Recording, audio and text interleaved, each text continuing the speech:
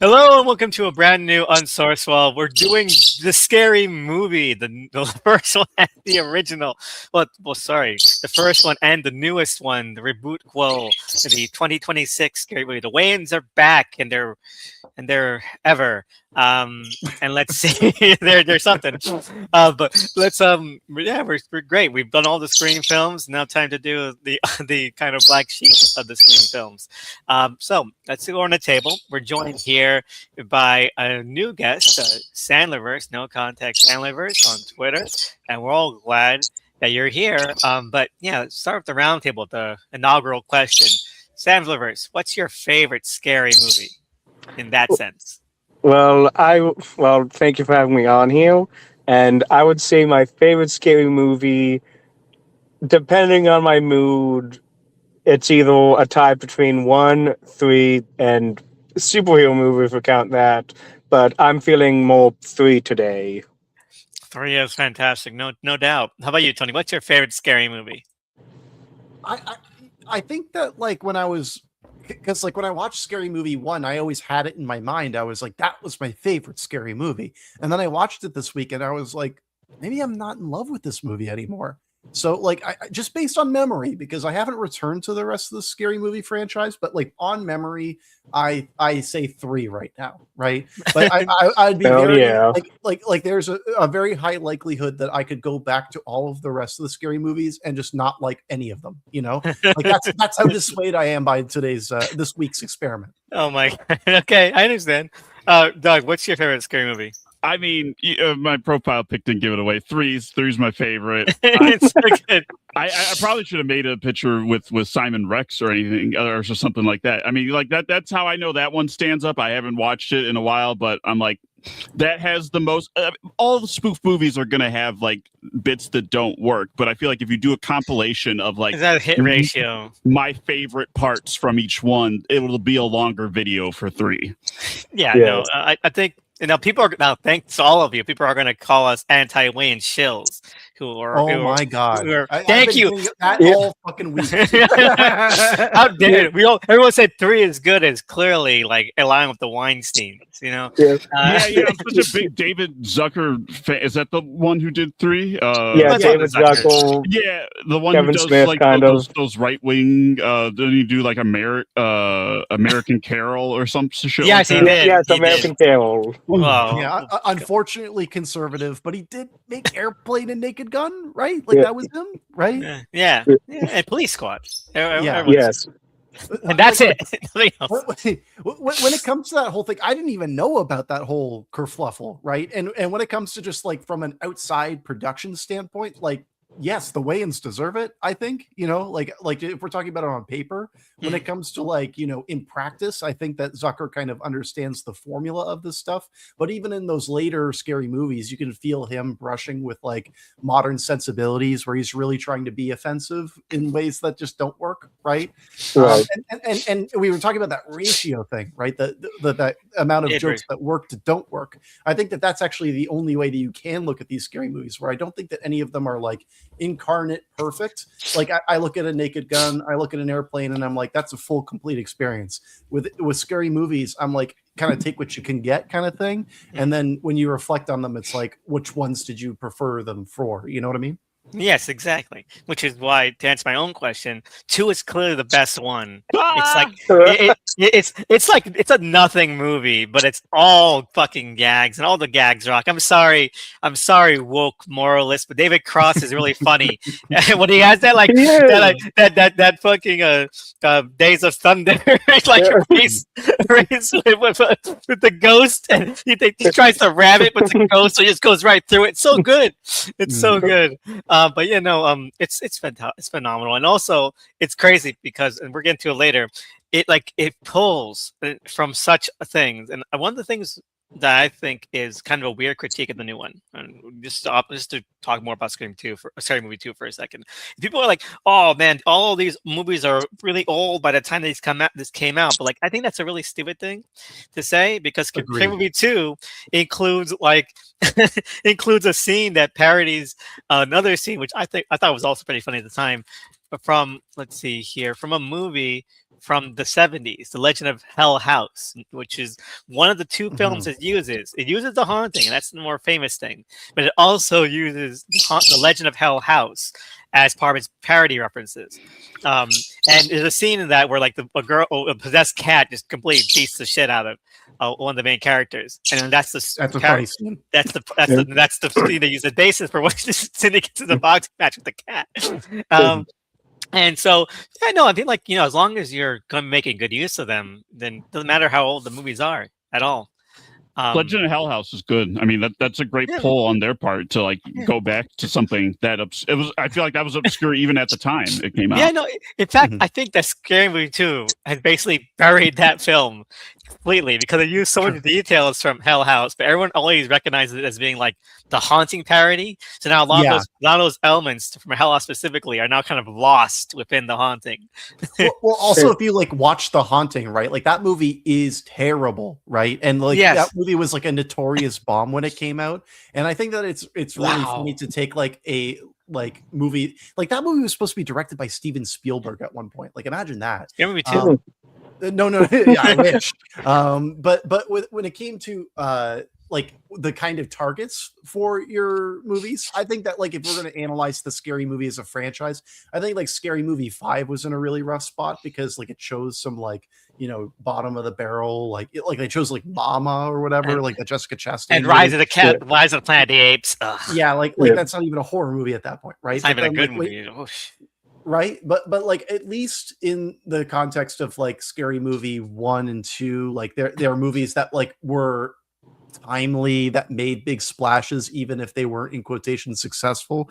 And then I do think that the new film is successful in choosing some of its targets in the sense that it covers some of the ground that it missed in the meantime. Yes. And I'm totally okay with like going catching back up and doing like Get Out, like I thought that all that stuff, no problem there, right? It's where they choose other places when we get to it, Yeah, it gets muddled, but I feel like let's just do a quick review of the first film, quick roundabout about it. I think that we definitely have a lot more to say about the newest one, but Scary Movie, the original. What are your quick thoughts on it, Doug? What's your quick thoughts on Scary Movie, the first one? I was gonna say it benefited from me rewatching it after seeing the new one because I fondly remember parts of the first one, but I was always pretty consistently like a bigger fan of 3, mainly because like by the time that one came out, I was like more into like I'd seen more of the movies they were spoofing. Like I saw Scary Movie way before I even got into the Scream movies. That came like later in my life. So now having seen Scream, knowing more of these reference points, and then also after like we'll get into the thoughts of the new one, but compared to that one, it was immediately just hitting, like it doesn't have the best ratio of hits to misses of spoof movies, but like it worked enough, and like in like the scenes it needed to work, like the opening, it was really getting me, like just from really stupid juvenile shit, like her farting on the phone. Like I was just like, all right, you got me. Come on, the fucking Crossroads gag, it's Crossroads sign gag, it's great. I was just way more on its wavelength than I was with the new one, and I went into that one with an open mind. It's just I feel like it pulls off that kind of juvenile sensibility better in the original, and there's plenty of jokes that like just plain don't, or like probably immediately dated even at the time, but like it just feels less egregious because it's in the past, I guess. Whereas, like, the new one has... it's a time period piece now, rather than just being dated. Right, like, now the dated stuff with the new one, you're just like, well, wait, when did you write these jokes? I think the opening was like they said it's like a reshoot. That's crazy. But yeah, how about you, Sandlerverse? What do you think of the first Scary Movie? Yes, sorry. What I think of the first Scary Movie, I mean, I do think it's good in some aspects. For a spoof movie, even great on, like, its highs are very similar to highs from Spaceballs or Airplane. And having watched the TV cut before watching 6, I do like it when it's a perfect when it's a good or even perfect mix of Zucker style humor and like the more crude Wayne style humor. And I, again, I'm a little bit biased, but I do really like it because out of all the of all the movies in the series, this one looks the closest to what it's spoofing. Yes. That's very true. Yes, and also very disappointed they cut out that Vandy scene from the theatrical cut of like how to The survive a Rose. whole movie. Oh, that's crazy. You mentioned the TV cut. I'm mentioning this right now. Is that I saw a TV cut once as a kid. I always had the bootleg of the theatrical cut, but like I saw the TV cut once as a kid, and I saw that scene, and since it never showed up ever again, whenever I watched the movie, I thought it was insane. I thought I imagined it. Yeah, no, like that scene is very good, but again, I kind of wish they could mix that and with the weed scene with Ghostface. Like those are like two of my favorite scenes in the movie, but for some reason they do kind of contradict one another. Yes. What about you, Tony? What do you think of the first one? I know you already made it very clear. Oh. But what do you think? Yeah. Well, I have not seen the television cut. I have seen the TV Glow. But when it comes to this movie, You saw He-Man? oh, I saw He-Man. Yeah, no. But when it comes to Scary Movie, I think that it's a movie that has unfortunately outlived its use. And I don't mean that, in a mean, degrading way, but it's like I think of this movie kind of like pre-internet monoculture, right? The 90s to 2000s transition, right? I think about when this movie came out and my memories of it and the years following it. Like this was like a celebration. We talked about the first Scream kind of as like a legacy cementing of a lot of things with horror films at the time, specifically Halloween, right? Like that movie, Scream, more than anything, really, it cements Halloween as like the granddaddy of all slashers. And I think that in Scary Movie, it's doing that with just many of the popular things from the late 90s, whether it be the Scream franchise, I Know What You Did Last Summer, even so far as The Matrix and the Blair Witch Project. It's taking all of like the greatest hits, the undeniable classics from the era, and kind of making a greatest hits compilation of parody. And in terms of like, looking to this as some kind of totem to be like, this was what was popular from this era, or even have some baseline things like, let's just have Ghostface smoke some weed. I can appreciate that stuff. What I don't appreciate is that this movie can, like, while it does have the Zucker style physical comedy sequences, I think about like the staircase that's impossibly long where the grandmother gets hit by the piano. That's awesome. Yes. But like when I think about when this movie is like in default and doesn't know where to go, it just goes like, okay, well, we're going to go back to the character that's closetedly gay, right? Where it's like the first time it was there, it was funny, but the more it goes on, it just becomes homophobic. And then there's like multiple sequences with, teachers that are hitting on their students, including one of them is just like a terrible representation of a trans woman, right? So it's like, there's a lot in this film that is hateful and ignorant because it's lazy. And I do think that that's true with the other films within the series, including 3. But when it comes to like the percentage point, again, we're talking ratio, right? There's a lot of stuff in this movie in particular that just hasn't aged well entirely. And I don't want to be the police about this kind of stuff. I don't think that I don't want to be a buzzkill, right? But that being said, it's like, the thing I said at the start of my whole ramble was that like it may have outlived its usefulness. At the time, it was like radical. You weren't seeing these things referenced and parodied in these kind of ways.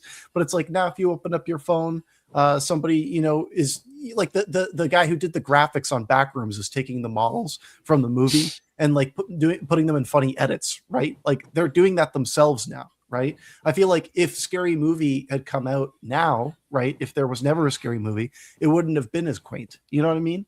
So like, that's what my overarching argument is. Perhaps Scary Movie and the parody film itself has outlived its, usefulness in the larger scale of cinema. I can see your point. Especially if it goes like something that came to mind with you when Sandlerverse was saying right now is kind of fidelity. Because Sandlerverse is a great point is that the first one, I'll even say parts of the second, are very kind of like focused on how these look. And I think that really kind of helps sell the gags more because it helps create like a background atmosphere of like this is something that you could take seriously, but we're not, you know? Like we're the background kind of radiation of like this looks like it could be Scream helps land those kind of like awkward and out of nowhere gags a lot more.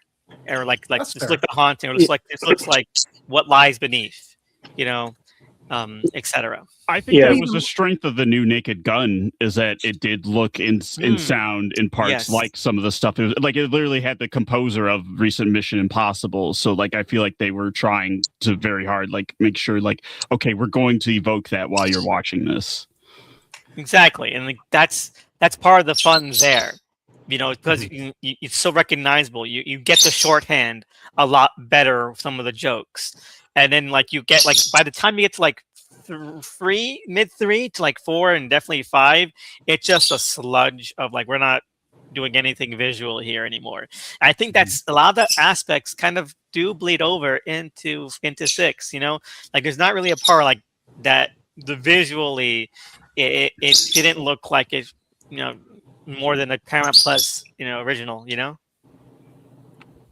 Yeah, and just to kind of build off of like the authenticity of the way that the first film looks specifically, it's like, you know, like obviously this was back in the era when movies were still shot on film, so like that's an element to it. But then also like the fact that it does look indistinguishable from a Scream movie or you know, any kind of CW adjacent thing like I Know What You Did Last Summer or The Faculty, right?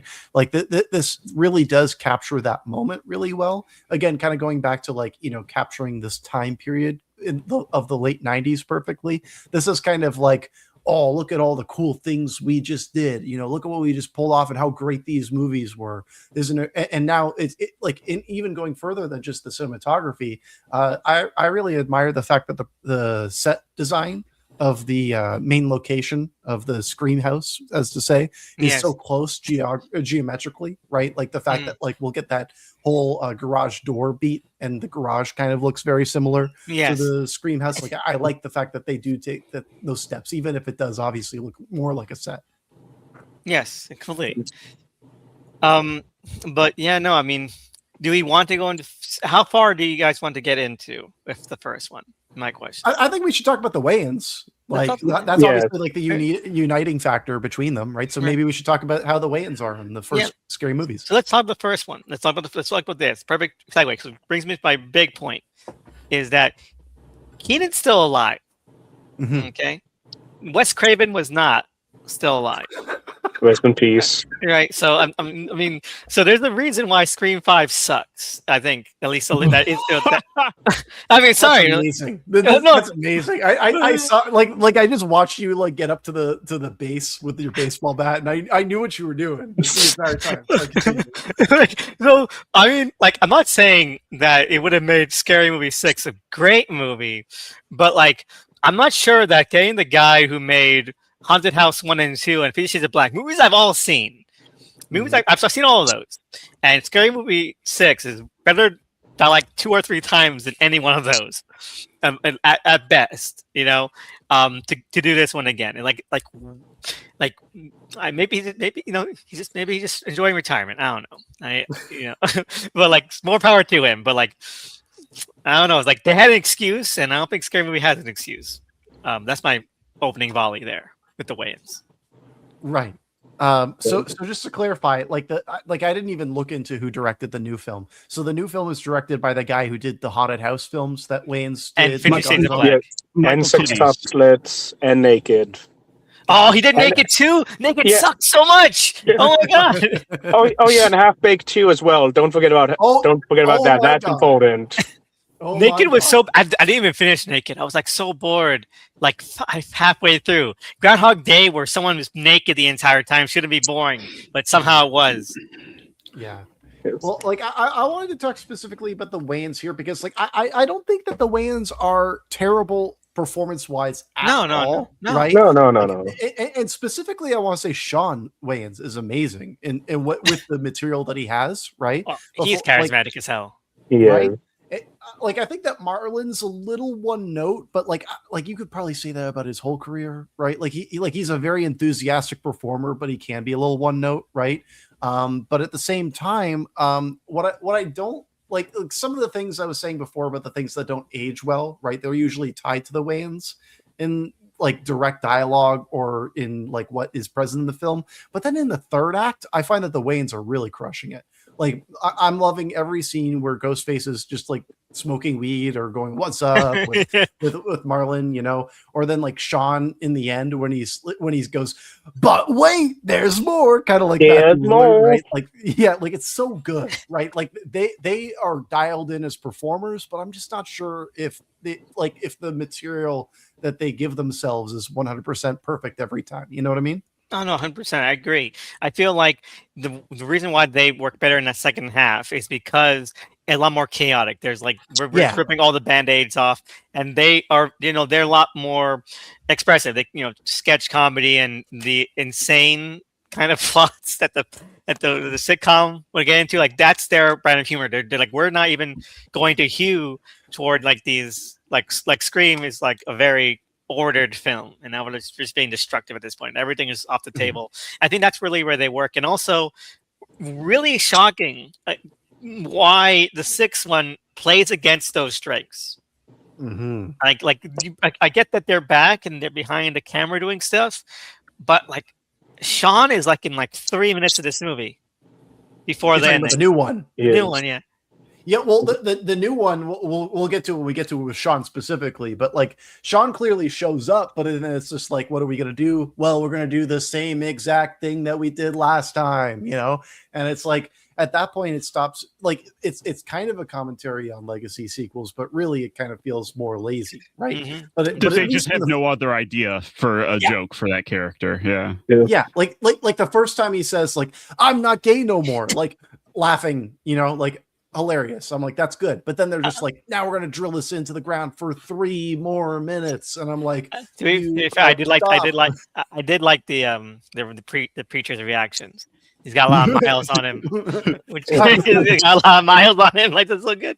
I like it. We're kind of jumping ahead a bit, but I will say that like out of anything that I will say negatively about Scary Movie 6, like the most innocent of all is Regina Hall. Like Regina Hall, whenever they cut to her, I'm like, I don't think she has one bad joke.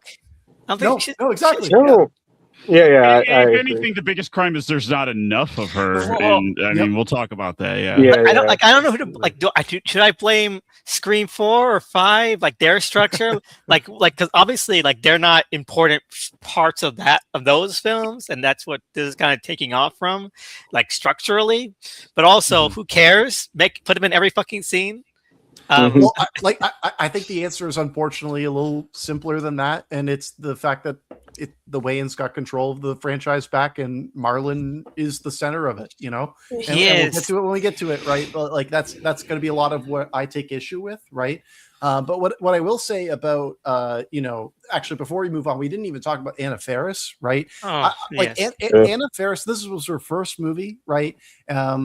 Like she is fantastic in this. Just like she's got that whole like she's almost too earnest, and I think that's what makes her such a great performer in this film and in all of these parody films, and even like you'll see in movies like Smiley Face, she's applying the same kind of thing, like. She is a really solid performer, and this is like a great way of being like, this is what she can do.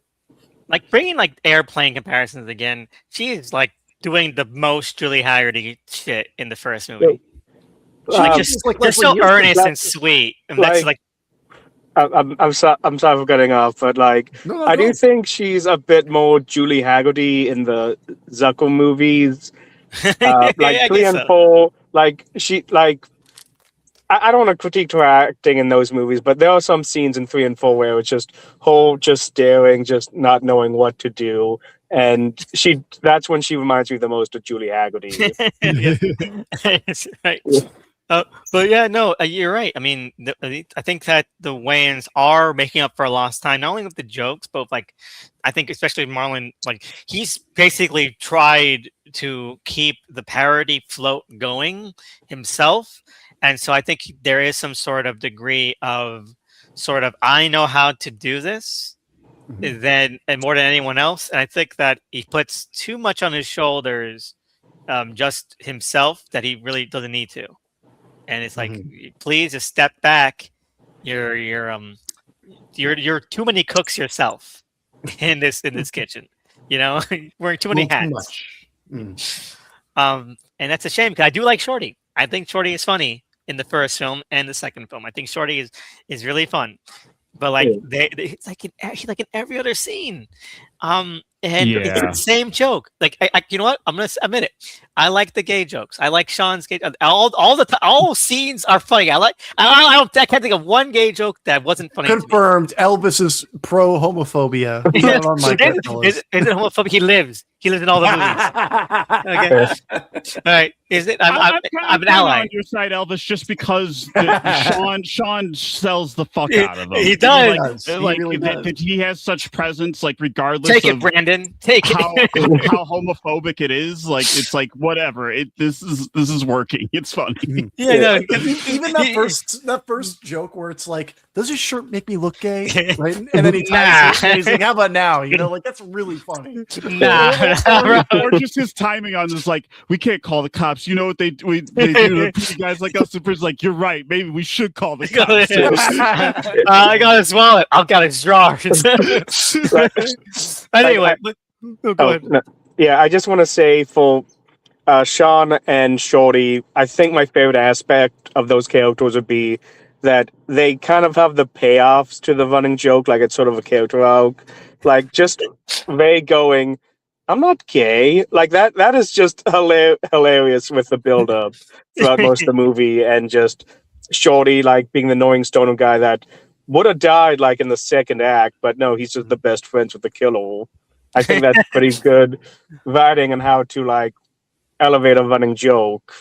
Right, yeah, because it does have, even if you felt like those were kind of being to the ground, the like final payoff for Ray's character is really funny, because like, yeah, I guess like did he ever, like, yeah, you know, he said all this stuff. It's like a Tobias Funke thing.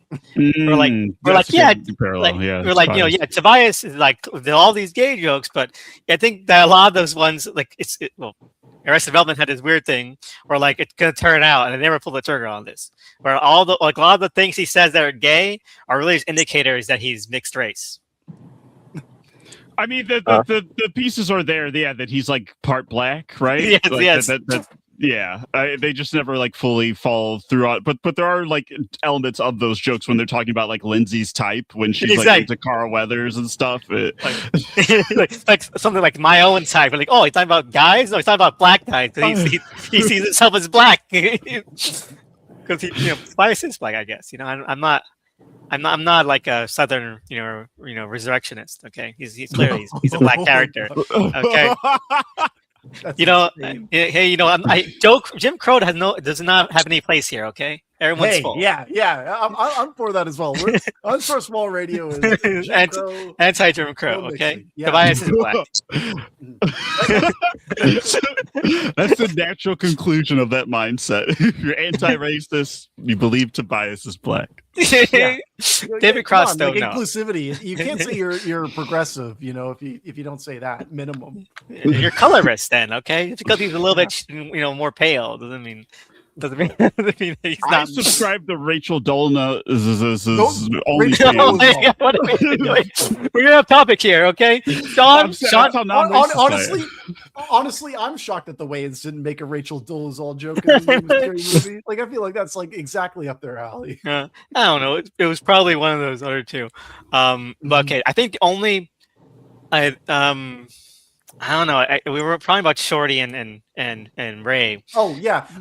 One other thing I'll say is that like this might actually be the best Marlon Wayans performance ever, right? Like if we're looking at the long sheet of like Marlon Wayans' career, right? If you're going to think about like what he does, right? This is probably the best deployment of him ever. Would that be the truth? I would say yes. I mean, in terms of like his brand of comedy, or what he feels is funny, this is something that I think works a lot more because he's able to like really be very physical and animated, vocally as well.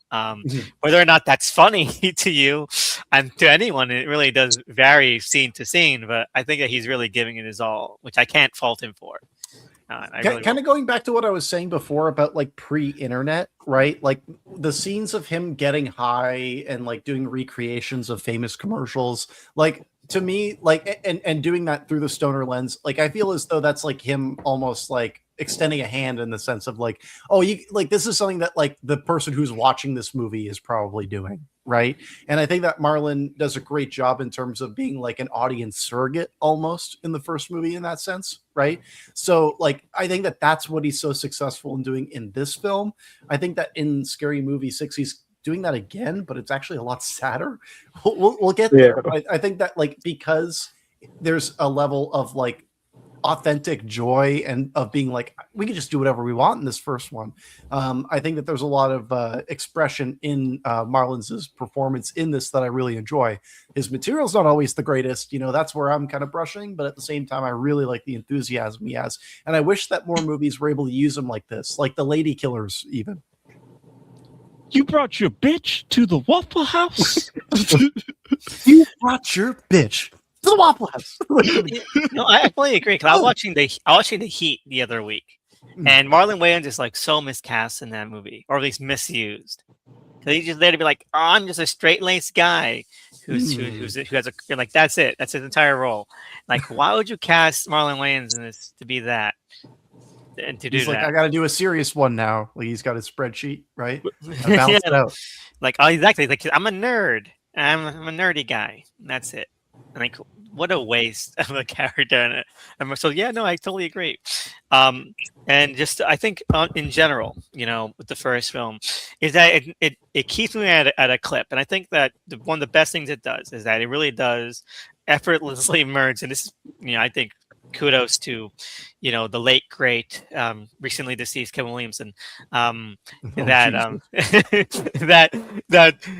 I know you did last summer and Scream are like so in his voice that it's really easy to kind of merge these two films together and sort of like coast on their structural format. And what I love about this first movie, and I think it's Perry movie really, is that it understands what kind of makes individual scenes funny, or what you can mine from them by taking them to their logical kind of illogical conclusion. I should break past the breaking point. And like like Doug's profile pic is a perfect example of that. Okay, because in Scream 3, Scary Movie 3, that scene from Signs is yes. Let's take every single minute line that Mel Gibson says and try to see what stupidity could actually mean if we decide to look at it completely irrationally. Like, what do you mean? Like, okay, what if he truly doesn't understand what happened? And so that's something the first movie does well too. Okay, and that's what I think best Perry movies do. Airplane is like famous for that. Like, we took a real script and we just stretched it to like what stupidity we could fit into it. And I think the best parts of the sixth movie are when it adheres to that. And the worst parts are like the rest of the 40% of the film. Well, 40% I was gonna say I think you got your percentages wrong there, but I think that's a great sign. Maybe we should move over, right? Like, I mean everything that we've said about the first one. The first one is not like a very heady movie, and we really discussed all the great gags in it. Well, actually, one more gag. Actually, I like, because we did briefly touch on it, and I actually think we should talk about it in comparison to this new one, which is the Regina Hall movie theater killing. Because there is, like you kind of get where I'm going at here with this, right? Yes. So it's like I think that this is a sequence that like is funny because of Regina Hall's performance, right? But you could also see the really uncharitable way that you could read that scene if somebody lesser was performing that sequence. Yes. And I think that like the problems that we'll see in Scary Movie 6 are emblematic in that ideology where they don't have like a Regina Hall to perform some of these kinds of things, so it ends up coming across way worse. And in this scene in particular, it's like Regina Hall sells the annoying theater goer so well. Like she and the fact that they're seeing Shakespeare in Love, hilarious. And the cutting to the, like him at the urinal, and it's like one of those, you know, carnival games where you're hitting, like all that stuff is working. Yeah, it's really great, and you're right. And the thing about that is that I think that on a core essence, I just ripped the band-aid off because this is like the fucking worst scene in the entire franchise. I'm gonna say. Let's just talk about the scene first. The subway scene. The subway stabbing. It's probably the worst joke in the entire series. I'm gonna be honest. I can't think of a joke that I think is worse than that. It is genuinely hateful. Yeah, you know why? And you were mentioning like how part of the reason why the theater scene, the equivalent theater scene in the first film, works is because of Regina Hall's performance, and I'm not going to disagree with that. But I also think that yes, you're right. It's genuinely hateful, because the core essence of both scenes, the core little impetus, is completely off skew. Because the first scene, while yes, there are some uncharitable ways you could look at it, the core essence, the core kernel is you're being fucking annoyed at a movie theater. Right. And that's something that people, even to this day, we even had a big fucking discourse about it with Obsession Backrooms people like, oh, my theater for Backrooms and Obsession was the worst, and all this annoying shit. Right. Like, so that's something that that's universal. People to this day fucking hate going to movie theaters with people who are annoying. OK, that's the universal thing. The new movie, the subway stabbing scene. Right. It's predicated on you getting annoyed. Yeah, exactly. You getting annoyed because someone wants you to use pronouns. That's not a universal thing. That's something that's only annoying to you if you're an asshole. Like that's not universal. It's like completely like so sub-specific that it basically dooms the entire point of dooms the entire joke as soon as you think it up, because like it just becomes like unless you're like a real fucking asshole, you're not gonna find that scene funny. It's like it's just really long and awkward and cruel.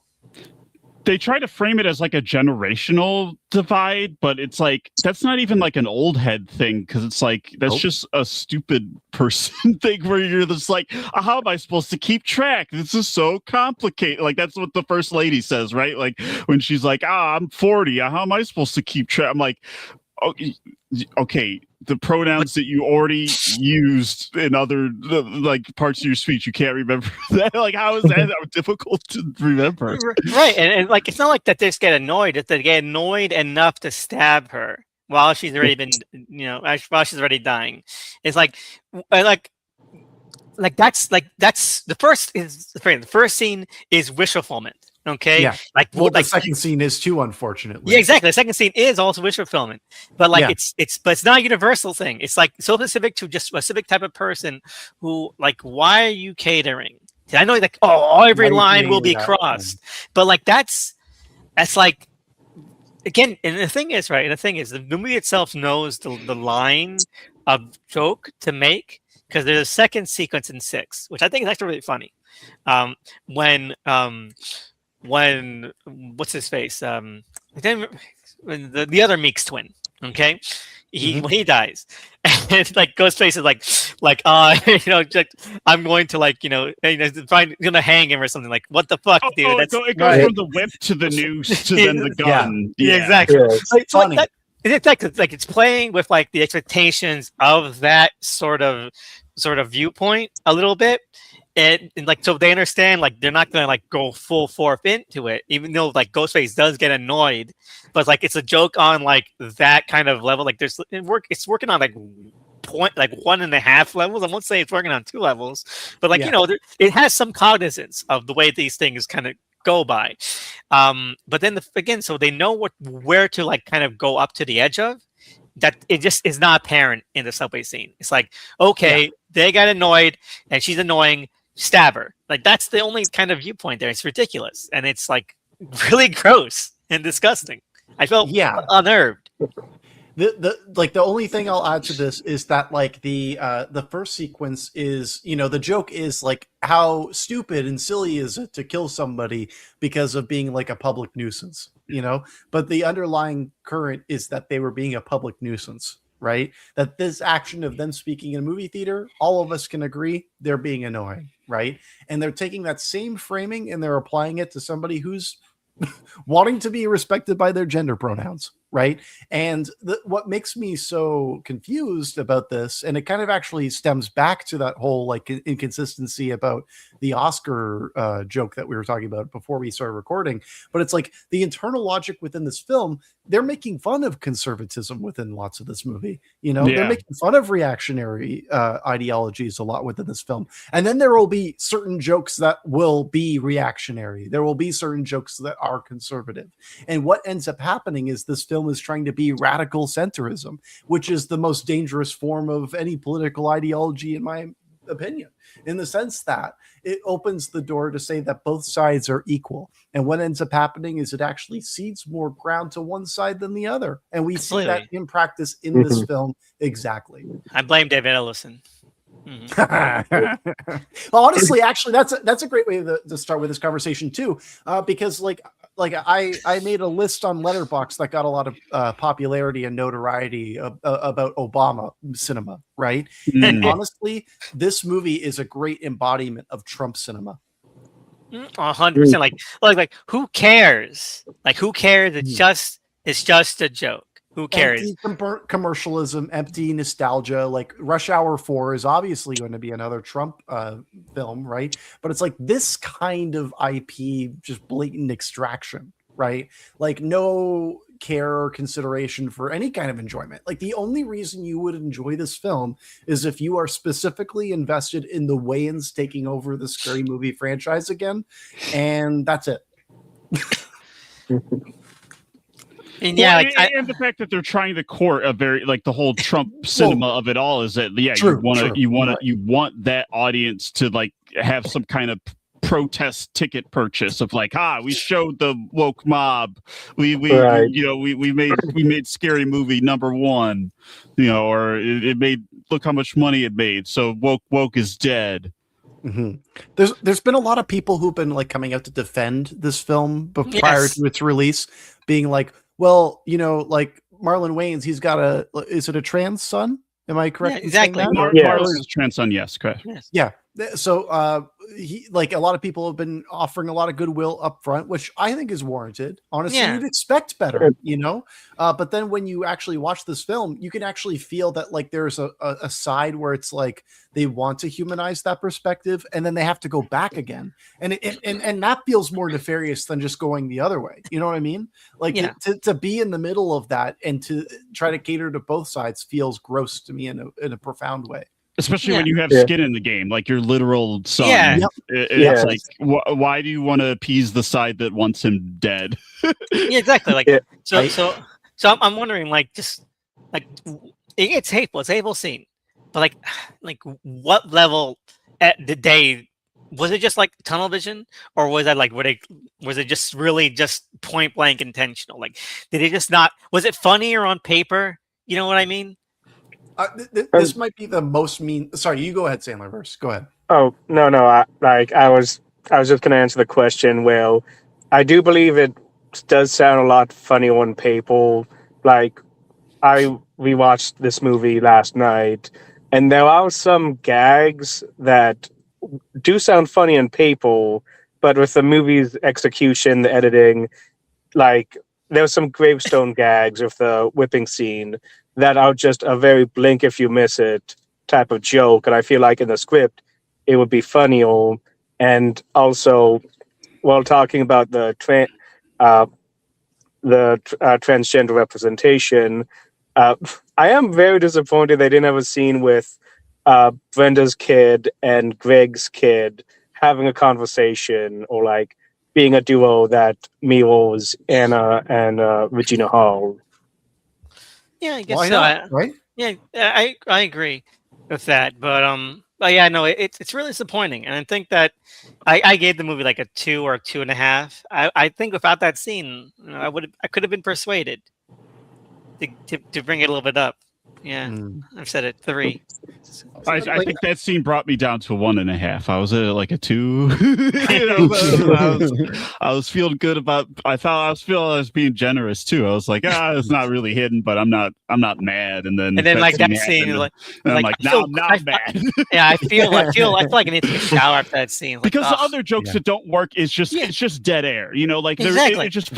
You feel the awkwardness in the theater, but like it wasn't. You saw it in the theater? It wasn't a misfire to the level where you're like upset. You saw it in the theater, Doug? Yeah, I did. Oh my god! I saw it on camera. I was supposed to see it in the theater, but then I heard about that. I wanted to take the temperature of I support. No, it's good that you did. Theatrical comedies are like you're an anthropologist at this point. Yeah, well, I just want there to be more comedies in theaters. So like, I feel like a hypocrite if I didn't like go see even the bad ones. Where I'm like, yeah, well, the problem is there's not like between Naked Gun and this, there's not like anything coming out in theaters. Where it's like, no, there should have been like 20 movies, and then like most of them are bad, but then there's like a few that are like hidden gems or something. They really should have put that Beverly Hills Cop 4 in theaters. Like, there are so many movies that have come to streaming like that, right? That would have killed in theaters, right? That just don't, right? And it's weird because that would have easily made like people still love Eddie Murphy. So like, I don't know why they didn't put that in theaters. Hey, I'll say it. I still love Eddie Murphy. I love Eddie Murphy too.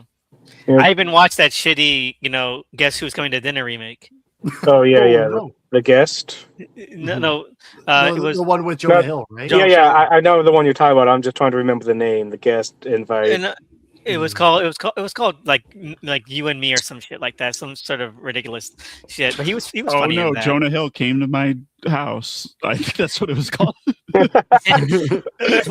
remember that one because it was the ending. Because the ending where it's like the lead actress and Jonah Hill didn't want to kiss, so like they just CGI'd they CGI'd their mouths, so their mouth becomes CGI blobs that merge together. It's fucking ugly as hell.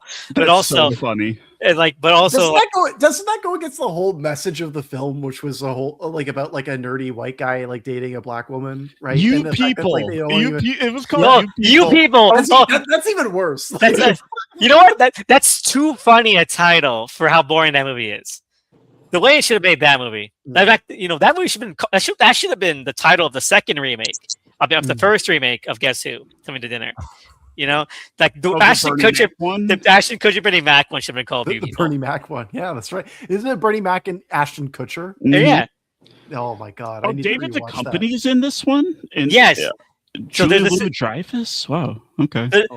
I think there's a scene where I think that Eddie Murphy's family is like Nation of Islam and they're Jewish. I need to watch this right now. This could heal the world, actually. Yeah. I think that's a joke where I got this coffee, this kufr from like a Muslim leader, and then they become a character Muslims are like something 000 something like that. I don't know. Of course. I can't remember right away, but there's something like that. Like, you know what? This one, you know what? It would have been much better if it was Ashton Kutcher saying this bullshit. He would believe it. He would sell it. It. Yeah. Anyway, talking about scary movie. Yeah, we actually haven't talked about it a lot beyond specific scenes. Right. So, going back to as we mentioned, there's people trying to defend this kind of like forthright, before it even came out.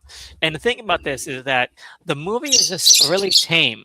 The movie itself is there's not really any jokes I would call even transgressive, Right. Like a lot of it is just like quick one-liners about like this current state of cinema or like a certain movie or a certain actor or actress, like very quick one-liners, pithy one-liners, things that you would see like on a late night TV show monologue. Oh, did you hear about this? Or did you hear about that? Oh, I guess they won't be driving. This actor won't be driving again soon. Some shit like that. It's very, very, very boring and dull on most of the time. Like there'll be somewhere I'll chuckle, but it's just very PG. That's what I was most shocked about. There's some stuff that's so far from topical. On the other hand, that it's kind of like the World Star joke. I'm like, when was that written? Or I guess streamers are, popular, like that's still a thing, but like it seems like Shorty is specifically, is he supposed to be like IShowSpeed or like a combination of like all that stuff? I felt like why is that the character now? Well, yeah. Like, Doug, we were talking a bit about this before you hopped on, Mike, and actually, like, let's talk about that right now. Because Yes. I feel like that, like, we can't ignore that, right? Like, because Doug, what you're talking about, first off, right? Like, there's a section in this film where it stops becoming a story, and then it just becomes like uninterrupted, just like unconnected bits, right? Yes. It's just like Yes.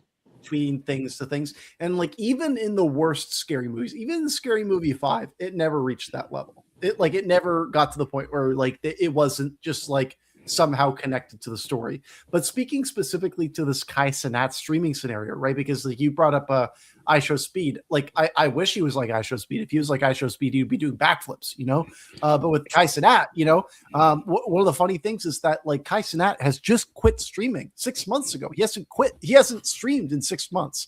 And the reference of him specifically, that's like what they chose to build the streaming setup on. If you were to watch a Kai Cenat clip, this is what a Kai Cenat stream looks like. So it's like you can tell that Marlon Wayans was like, okay, I want to do a streamer. He watched a clip of Kai Cenat and he's like, I'm going to do that. But the problem I have with this sequence, and this is so insider baseball, and maybe I'm too inside the weeds on this, but it's like, this is even old by Zoomer standards, Yeah. Like Kai Cenat's now a fashion designer, So it's like, maybe you would want to do like, unfortunately, you would think about somebody like Aiden Ross or like, Your Age Gaming or somebody like that, instead. You're right, because like it does seem like they try to fold some of that in superficially with Shorty's character in this, because he also references like being really into crypto and betting and Elon Musk, and like, okay, so are you gonna like really go there? And it feels like they don't want to. Like, again, what we mentioned as well is that while I kind of, after a couple of scenes we mentioned, I'd kind of be afraid of where they would go. It does feel like a lot of this is like pulling its punches, like dipping its toes without really kind of committing to anything.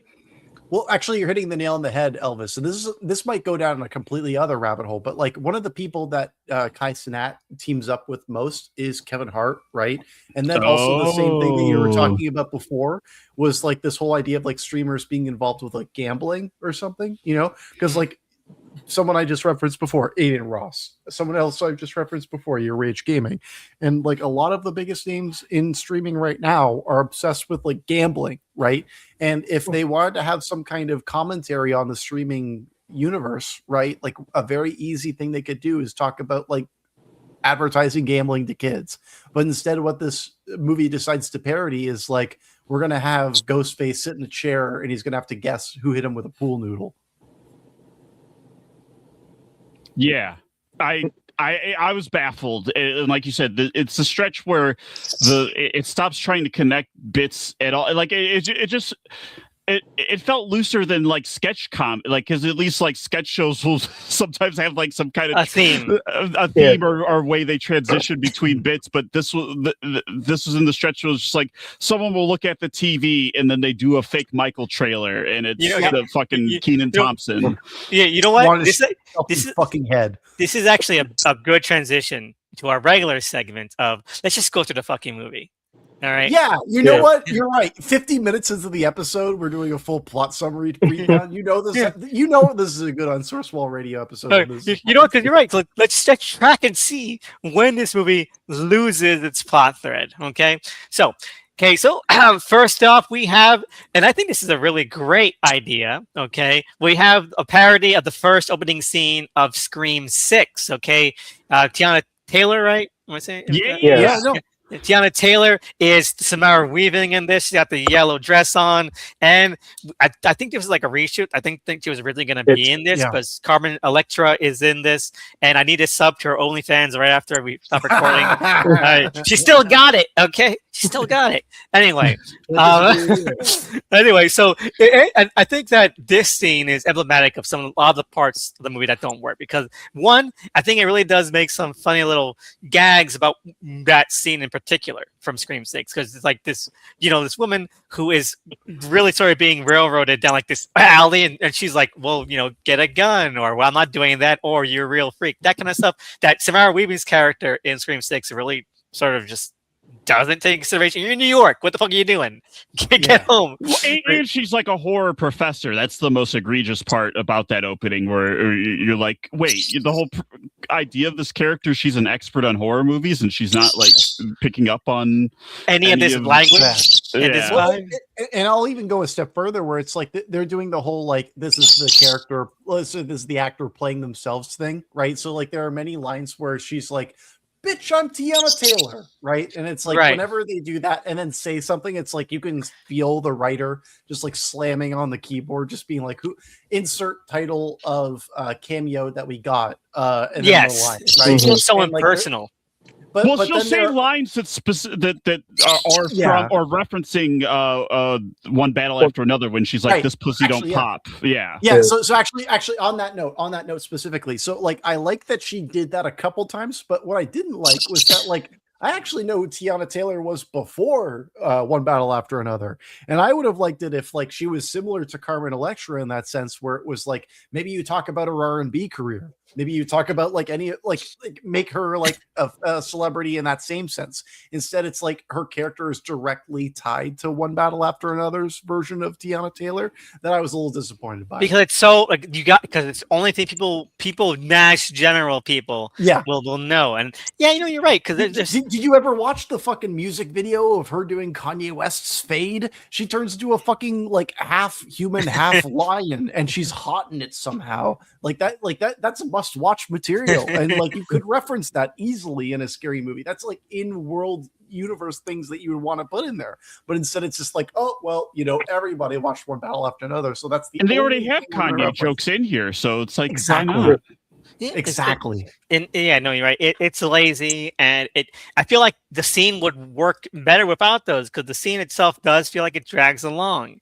Like it's a funny concept, but it just saps itself energy. Like, okay, yeah, you're having fun. Oh, you even have some, I guess, kind of like Showalter Wayne-esque kind of meta humor, which I don't think like the other two films really kind of leaned on, but this movie seems to lean on it a lot fucking more compared to the first two scary movies. It stands like- out, Yeah, like We're like, let's see here. Wet Hot American Summer will have some things where like, yeah, here's my phone number, and it'll just be like fake number written on it, yeah. And this movie uses that a lot more. It's like this is kind of atonal. I'm not sure like why you're doing this kind of humor. yes, and I do want to mention that it's going to happen later on in the movie, but this is the other first Wayne scary movie that does reference a previous Wayne's walk with "Don't Be a Menace," where she's like, "What did you say about my trophy? What did you say about my Oscar?" Yeah, And like, even if the Ghostface's mask don't that beat up, it is very similar to that one gag in "Don't Be a Menace" with the guy Right. just fucking flatlining, literally flat on the ground. yeah, you're right. But yes, I you know what? Perfect segue, because you know what? For all this movie's faults, I think Ghostface kind of runs away with the movie. Like he's like the He's the third. funniest part. He is the third funniest part. I Yep. do think that whatever Sydney and Brenda do is still Mhm. a pretty hit. But Well, Ghostface rocks, man. We'll get there, but I will say that like a lot of the bits that do work are with Ghostface. So just like like without thinking about it deeper, I can't disagree. I'm like, it's so funny that Scream 7 was like, oh, you're finally seeing with the return of classic Scream. It's been like 2 fucking years since the last movie.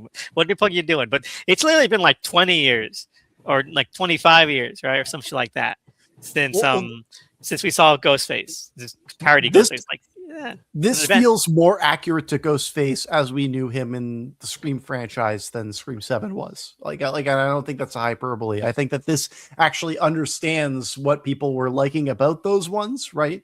And when it comes to like its parody of the Scream franchise, like I do like the fact that it's like melding the Scream franchise entries of recent, but I don't like that it relies on 5 so much. I wish it was on 6 more, honestly. Well, especially since it starts with 6, and Yeah. there's just so much to mine from it with 6 that it does feel like a missed opportunity that you're only going to use the opening. Really? Because I'm trying to think Yeah. of like, there's no other 6 stuff really. No. This No. subway. Yeah. And the thing is, and then also just yeah, the worst part. and like the last thing I'll say before we move on from this like, or for someone else takes, it's just like Scream 6 was like the most popular Scream movie up until that point, right? Like 5 was successful, but Scream 6 was like a blockbuster hit. So it's like, it feels weird that it's like, oh, we're going to go back to 5, which was the super meta one, and we're just going to kind of remix the things that they already said. Go ahead. Sorry. I've been I agree, but like I think what really kind of hamstrings it is that Scream 5 has the better sort of function for a legacy sequel, you know? Like, so they're really kind of strung by that. I feel I think that if they really wanted to, they could have found a way to merge all these elements together more seamlessly. And I think they should have, because I'm going to say it. One of the reasons why the movie kind of sucks is because the I Know You Did Last Summer reboot did really fucking poorly. So, but if it had been a hit, they probably would have folded it in like the first one did with those movies and like try to find a way. So I think one of the reasons why there's lots of dead air in this movie's sort of narrative function is because there's nothing to supplant it with, and they should have supplanted it with more Scream 6 and 7 shit. I agree, but you know, I will say though, go farther with the 5 stuff that they have, because the thing is, like, if you're doing the parody, you have to like go to a higher specific degree. scene. Yeah, to such an extreme, because like their Jack Quaid in this is like.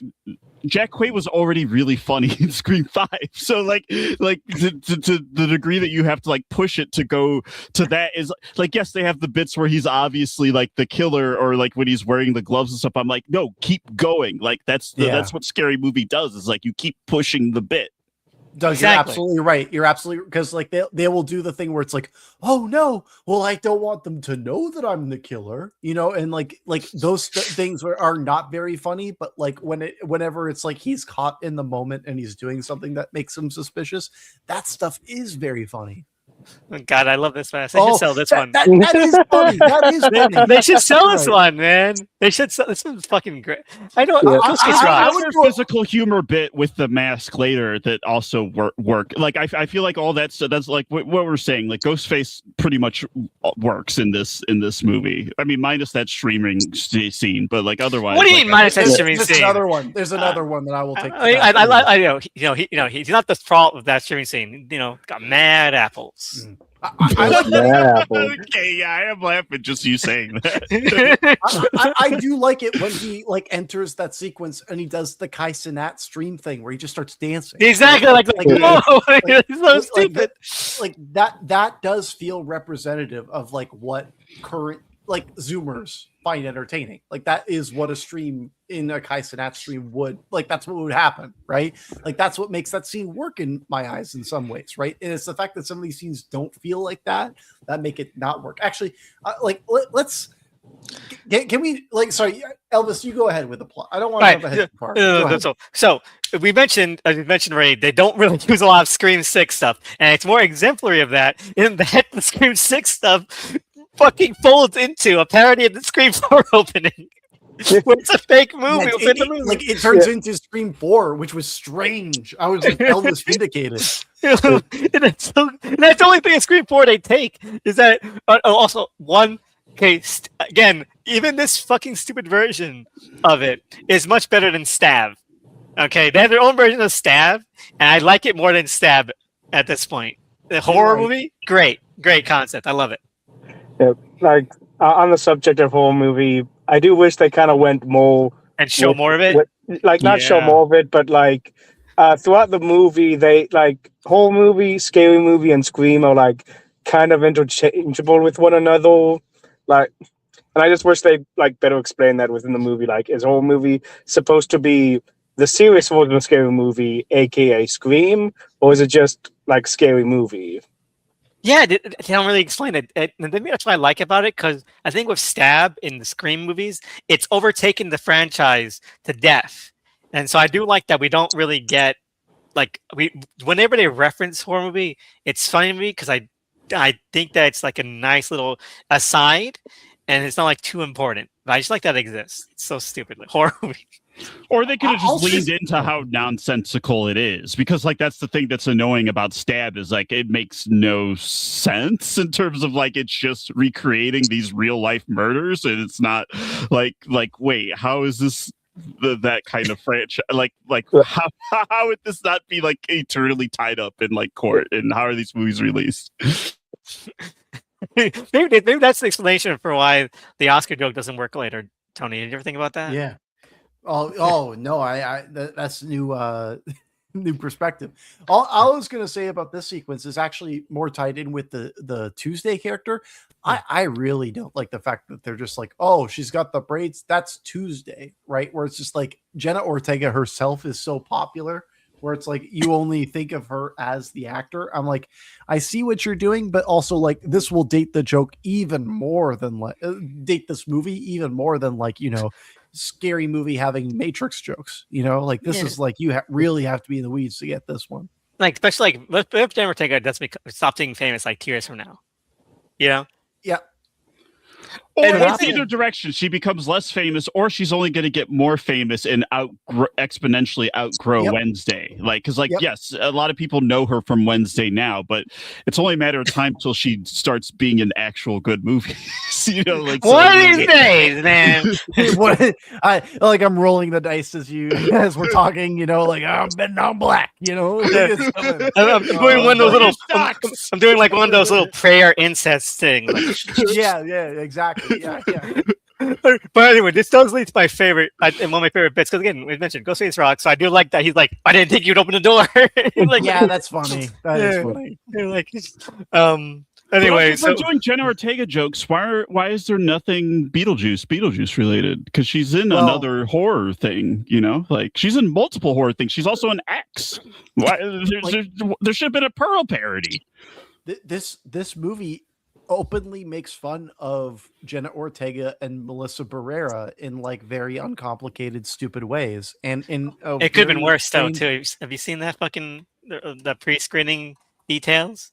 Oh, I don't know much about those, and I would love for you to fill me in after I say what I'm about to say. Okay, but go what ahead. I will say is that what I find interesting about this film is that like both the Jenna Ortega and the Melissa Barrera stand-ins are made to be like complete idiots that are like to be disregarded, and I think that that's not on like that's not an accident. Yeah, no, I think that they're killed. Yep. Okay, but exactly. I mean, but yeah, no, you're completely right on the money there. I think it plays into like the original ending of the movie. Spoilers: the original ending of the movie was going to play out very similarly, but it was going to be like, oh, okay, we tried, but everyone lived anyway, which I think would have been a funny payoff to the fact that no one fucking dies in the radio silence Scream movies. It's insane, and I'm kind of pissed that element wasn't kept over a little bit, you know. But they're going to be like, okay, well, we're going to be in a sequel anyway, unless I say something anti-Semitic on Instagram, and then I get fired. Like, that is just so fucking... that's just gross, man. No, that's honestly, no, I'm going the opposite direction. I think they should have kept that in the movie. That would have been more honest. And, like, I feel as though, like, the fact that the anti-Zionism conversation is completely missing from this film, and yet they still decide to deride humor from the way that those two actresses were treated, I think is one of the grossest parts of this film. Frankly, I think that if this film wanted to be a more honest critique of where horror movies were, they would have critiqued how anti-Zionism is not available or allowed within horror films. You know what? You're right, because it would have made. I think that there is a popular reading of the end of the movie that I want to believe in. I tried to like force myself to read this ending into the movie. I know exactly where we're going. Right, and we'll get to it. But like, but it is less honest to how the characters are portrayed overall, and like the way the characters are portrayed are specifically for that ending. To like, okay, these actresses deserve to like not be in these movies, which is just really fucking weird. At the end of the day, like, not to get too spoilery with it, but this film's ultimate goal is to uphold the status quo. Mm-hmm. And I'm not saying that, you know, to take this movie too seriously. You know, this is a parody film at the end of the day, but at the end of the day too, like there is clearly a goal here. And I think that the goal of this film is to be like, everybody's being too serious. You got to calm down a little, you know? And it's like, I don't know if that's the right mood for this moment. 100%. Anyway, so we get to the next part. which is okay. We're firmly in Scream 5 territory now, and we have not Jack Quaid. I don't know his fucking character's name. I only know Jess. Richie. Richie. Perfect Jess. He's trying really hard. Yes, and I love it. I love that someone that looks like the guy from Dark City is trying to do a Jack Quaid mugging. Like no, what are you doing here? Be in a cyberpunk movie. Go be in dystopia apocalyptic fiction. That's where you deserve to be. What's the line he has when he does like the whole sinners bit later in the film? Play some bad music, drink, do some half gay shit. Yeah, like you're half gay. That's his best line. He really nails that. He really, and you know what? I do think that again, most of these characters I do think are more memorable, more captivating to me than most of the equivalent characters from Scream 5. Like, so we have Sarah, and I do want to say this about Young Cast, rather how wrong or well or mishandled they're treated. I think that most of the Young Cast are really trying very hard to match the energy this movie should be bringing, even if the actual sort of material isn't up to par. Like you have this part where like Sarah, that's Cindy's daughter, is just like taking a bunch of pills, and most mentioned she's taking like testosterone, Viagra, and she's like a giant like erection. And like that's not a great joke, but she's like really fucking trying to sell it. She's committed to it in a very Anna Faris way. Exactly. I was going to say the same thing. Where you buy the connection of like, oh yeah, that is Cindy's daughter. Yeah. That actor right there, the one who's playing the other daughter, right? Because both of them are technically Anna Faris's daughter. She actually feels as though like she studied Anna Faris as an actor and then like applied that to her performance. And I would say out of all the newcomers, like I would watch another scary movie with her in it. Yeah, just like, bring her back. Yeah. Bring her back. I want to see more. The next one should just parody Halloween outright and like do like Halloween Kills and yeah. Well, that's another issue. Yeah, because they only do like the setup of exactly the payoffs to Halloween, it. And I'm like, there's so much more there. There's no payoff. It's insane. It's insane. Like anyway. you can kind of debate that like the ending is kind of like Halloween 2018, but you can also say it's more like Scream 7. The beginning of Scream 7. Yeah, like tomato. Like I remember on Twitter people were saying like Cindy's house is a take on the Final Destination Bloodline house, but it's more of like Halloween 2018. Yeah, well, there's definitely a bit of Final Destination Bloodline in this film, even in the sequence that we're talking about. Exactly. The kid with the bow tie. Yeah, we'll get to that in a second, but I also find it interesting that like the name of the theme park is like Final Destination Extreme, and the background reference is Final Destination 3. The fact that like the roller coaster was the thing that killed the people there. Yeah, like we will talk about like all of the it's so lazy that have been referenced, right? But yeah, you're right. This is lazy. A and B. This is also the oldest film that's referenced, where it's like this is a film that's older than the time between like Scary Movie 4 and 5. It's so old that I saw it in theaters. That's how old it is. Oh no! I mean, technically, it's not the oldest film spoofed. E.T. was kind of spoofed on the weapons section. The moon bit. Right. That was like every 90s movie has to have the E.T. moon bit. That was funny. Does Universal own these movies? It's Paramount, I thought. Yeah, Paramount. Oh, it's Paramount. Oh, again, another reason why this is a Trump film. Go ahead. All right. So we go for that scene. So Sarah and Richie are like, okay, well, we're going to go to, your hometown to look after your sister.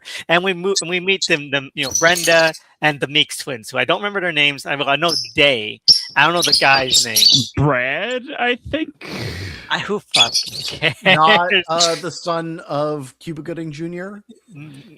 Let's see. I'm gonna look it up right now. But this is another Wayans who's playing him. Is it?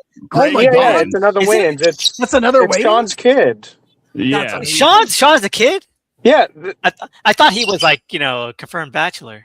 No, that's Marlon. I mean, I don't know my Wayans history. So Brad. Maybe they're both. Brad. He's called Brad. That's so. His name is Greg with 2 G's. It's crazy. I love it. Whoa. Anyway, okay. I didn't know he was a Wayans, but he is one of the better ones of Yes. the new cast. Yes. You know, He sells that scene we talked about really well. I enjoy it. Anyway, so we meet these guys, and okay, so we also meet the rest of the new Scream 5 cast as well. We meet and I think this is also a pretty clever choice. They meld the Mason Gooding Jr.'s girlfriend's character with the Mikey Madison character. They put him as one, and like, okay, that is clean. Yeah. it's not. It's nice. It's streamlined, and we get the point. And I also think that this is like, I think I'm saying controversial. I think that Day could have been a really funny character because could have been, yeah, sure, yeah. Because there's potential. Because there's the first two gags they have with Day. Okay, is okay. It feels like there was an idea that they never capitalized on. Because like, yeah, she's like, oh, she's annoying and woke, right? But then like the first gag is that like, she's like, you know what? That they're trying to keep real Black history from us, and it's like the Kanye West textbook. So it would it kind of I thought, oh, okay, I see what they're trying to do, and they didn't end up doing this. But like, what if she was like woke, but like for stupid like fucking conspiracy bullshit? Well, this first half of the film, or the first act of the film, is a lot more specifically pointed towards conservative commentary. Like I believe that this is also the portion of the film where they talk about Candace Owens White, right? Yeah. Where it's like, that's hilarious, you know, that's great commentary on the current moment from that specific perspective, right? So it's like the fact that it does drop the ball as far as it does later is so upsetting, but the fact that she is like sold on Kanye West's version of history, that's like hilarious. That's like exactly one of the like, reasons very why funny, you yeah. make this movie. Like she sells it too. Like, did you know it was a choice? Like, Yeah. like it's framed as a woke thing, right? Exactly. I thought that's what we were gonna do. Right. If they were more consistent with that, right, then the subway scene would have been funnier, right? But like the fact that like they only dabble in this kind of thing makes this movie feel toothless. Exactly. Like, Jan commit to these ideas. Then she's just more straightforwardly woke, and then that makes the subway scene hateful. Rather than like, if you just muddle the idea of like, wait, I thought she's supposed to be woke, and she's saying like nonsensical things like that would be good. That would be a good bit. Exactly. Yeah. It's like they don't commit to it. So like, again, it's not like a point where like David Cross can walk in Scream 2. I'm sorry, movie 2. You know, he's just a guy who can't walk. You know, so it's like if they made him walk, like, oh, that's the joke that he can walk. Like, you're kind of ruining all these other jokes, right? That's how I feel about Day. Like, this is a really great gag, and it's like really kind of like, okay, made her memorable to me off the bat, and then nothing. We get nothing. And speaking of nothing, Brenda disappears for the rest of the movie. For at least another 20, 50 minutes. They had no other idea for her besides Ma. They were like, okay, she's gonna. She's old and she's black. She's Ma, and then she kind of she's listening to good music. And then she pluses some Anna Faris bit, like the little bit of time that they have together is good. It's just that like, there's not enough there. Oh, you're so right about that. They like for so much of the like marketing of this film being like Anna Faris and Regina Hall are back, they are shockingly very like they are underutilized for sure. They're in like less. I think they're like in maybe less than 10% of the fucking movie. It's insane. It's shocking. They have like 2.5 scenes together. Yeah. And those are really fucking great scenes. And it's terrible. Anyway, Sandlerverse, I know the Sandlerverse has thoughts on this specifically, and I want to hear more of them. Go ahead. Yeah. Oh, just about Regina Hall, like the chemistry they have. Yeah, together. the two of them, because I remember I had read you had tweeted about this specifically, and I want to hear you burrow in on this because you were right about this. Yeah, like it is kind of weird how like from a marketing perspective, like not even just the trailer, like the Call Me Mommy podcast with Anna Faris and Regina Hall, like they really did play up to that. They are supposed to be like a big part of the movie, and like I love the Wayans. I'm a little man defender. However, we don't watch Scary Movie for the Wayans. We watch them for Anna Faris and Regina Hall. Correct. They're the driving force behind the series, and it just kind of sucks how, like, they have like 2, maybe 3 scenes together. One would be the Scream 5 style reboot Reunion. sequel scene. Critical. Yeah, reboot call scene. Then they're just gone, and then when Anna Faris randomly becomes Joan Wick and comes back to the house, that's when they talk again. The worst scene in the movie. Yeah, but although I do love the gag of like, oh wait, I thought you were shot, Brenda, and it's like, oh, I'm healed. God heal me. Yeah, God healed me. It was like starting to celebrate too that she Exactly. got healed. They start like, yes, praise God. This looks fucking great. The only thing I'll add to what you just said there was that, like, let's look at the poster. We've got it right there, right? They're right in front. Yeah, right. Right. They're selling us bill of goods, okay? They did not deliver. They didn't. Even me, who I think is the most kind on this film, like they really fucking dropped the ball with them. And again, I know that with Scream 4 and Scream 5, they're like these characters did not. These equivalent characters did not like have much of the screen time as well. Like so, maybe they were worried about where to slot them in. But then I remember there's like a 3-minute sequence where like Shorty bangs the K-pop demon girls. So maybe you could have found some fucking You're place. jumping too far ahead. Like, please don't get there just yet. Yeah, you said John Wick was the worst scene. It's like I beg to differ, sir. Right. John Wick, the worst scene. Is that what you said? Is that what you said? Oh my, that scene wasn't that bad. No, the John Wick scene is pretty deplorable. We'll get there when we get there. Oh, okay. You're also right, Doug, because like the demon hopper. You're right. I almost forgot about the demon. There's some worse bits. In All right, so before we move on from this point, I don't want to take too much on this, but what I will say is that like Regina Hall, right? Regina Hall gets like a little bit to do, right? But specifically, Anna Faris has nothing to do in this movie. Anna Faris is out of all of the scary movies, this is the least amount Anna Faris has ever had to do. And I don't know. How about 5? She has been the protagonist of all of them. No, even 5. I'd say even 5. She had more to do than in this one.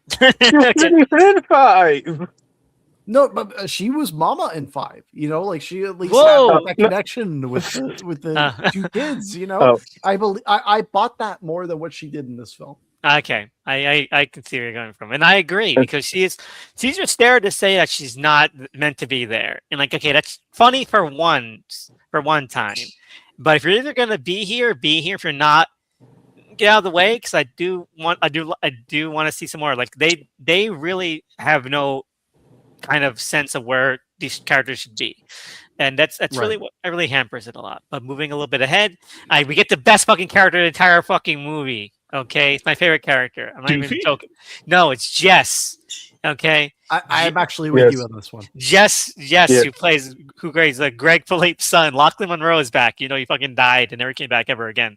But I'm glad to see him back because we get Jess, who I think is like, I don't know, like Wes from Scream 5 was, I think, to me, like a really annoying and manipulative ploy by the filmmakers. You're like, oh, we have a character named Wes, so we can say that we're honoring Wes Craven. Fuck you.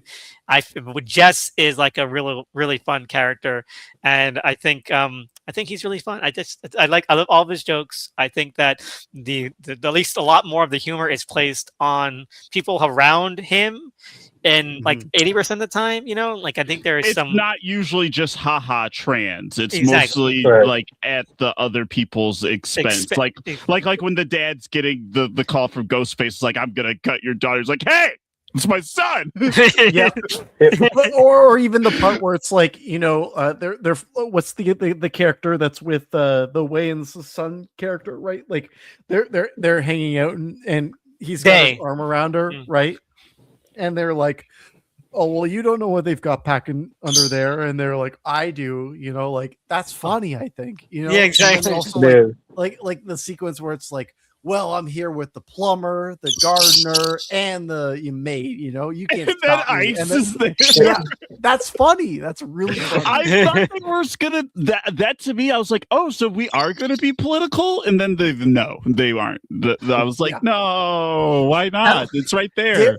Dare I say that might be the best joke in the whole film? Probably it's really good. And one thing I think that this also ties into like them not going far enough with these kind of plots with these movies is that one thing we mentioned in Scream 5 that they left fucking on the table was that scene where Wes dies in Scream 5 is like intentionally kind of humorous because there's always like big open wide spaces that he's not paying attention to because you're kind of expecting Ghostface to be around every corner, and it's like takes like 3 minutes for him to die because of this entire sequence. It's like one of the better sequences in that movie, I admit. They don't fucking play with that at all. Like it's Yeah, it's you right would there think in your face. because like that's what so much good humor is, of like stretching something out even longer past its natural point, which they already do in the original scene. So if you just go even longer, like I feel like that could have been like a legendary bit. Like if you just really drag out this death scene. It's ridiculous. But you were going to say Sandlerverse? Oh, no, I wasn't going to say anything. All right, but yeah, you have to say something right now. We put you on the spot. Okay, I still think... No. I was kidding. I'm sorry. No, I just wanted to repeat my point that Jess and Brenda's kid should have had a lot more screen time in the movie together. 100%. I think like all these kids should have had like more dynamics, and that's one of the things I didn't like about Scream 5 as well. They didn't really feel like fucking friends at all, and they kind of do a little bit more here. They're a little bit more, back and forth with these kids. They're a little more abrasive, and I do think that adds a little special sauce. Actually, like this kind of feeds into like. Sorry, Sandlerverse. You go ahead. No. Okay, I was gonna say, like, going back to the original Scary Movie, one of the best aspects of that would be the side characters, like Cindy's dad, the police officer. They only have like one or two scenes, but they're great in those scenes, and they're memorable characters. Yeah, memorable characters because of that. And like, you'd kind of expect like the new characters to be like side characters, but they're really not. They don't really do anything like that memorable, that funny throughout most of the movie, except for a few gags like with the ice bit. Mm-hmm. Like to build off of that point, like I feel like what this movie lacks a lot of that the first Scary Movie had was like, the sheriff in that movie was Kurt Fuller, right? Mm-hmm. Like that's a great character actor, right? Yes. Like very funny, right? And this movie has like no character actors outside of like the core cast that really cares, right? And this core, like the teenagers, everybody there, they understand what kind of movie they're making. But the reality is that like the Wayans and everybody else, they don't want to make that kind of movie, and they want to like uphold what scary movies should be in quotations, right? Yeah. And what ends up happening, like when we get into like the second and third act of this movie, is this really becomes like Scream 7 of the Scary Movie franchise. Yeah, no, I fully agree. Yeah. Again, I want to be charitable and say like it's meant to be like a take on that, but no, it really it really is. It just really is. It just feels so half-assed, and like we've mentioned a lot of the missed opportunities, like in that reboot quill like scene that they're doing from Scream 5. That's I think our first instance of their smile parody, but calling it a parody is like generous because it's they cut out the payoff. Sorry. It's a smile parody, but it's also a Final Destination, like the most recent Final Destination parody. And like we kind of skipped over this, but we've been introduced to the Marlon Wayans character again, with him being in not yet. It hasn't happened yet. Earlier we did. Shorty gets introduced like before they all go meet at the house, right? Yeah, exactly. No. Yes, you're right. But I'm scanning through it right now. So what happens is that we meet the first gaggle of kids, then we meet Cindy, and then we go back to the high school. Okay, all right. Sorry. I didn't mean to overstep. No, it's fine. I just want to make sure we're on track here. And also, the first Sydney scene is kind of a whiff. It's like I think again, you're completely on the money. All these actors in this scene want this scene to work.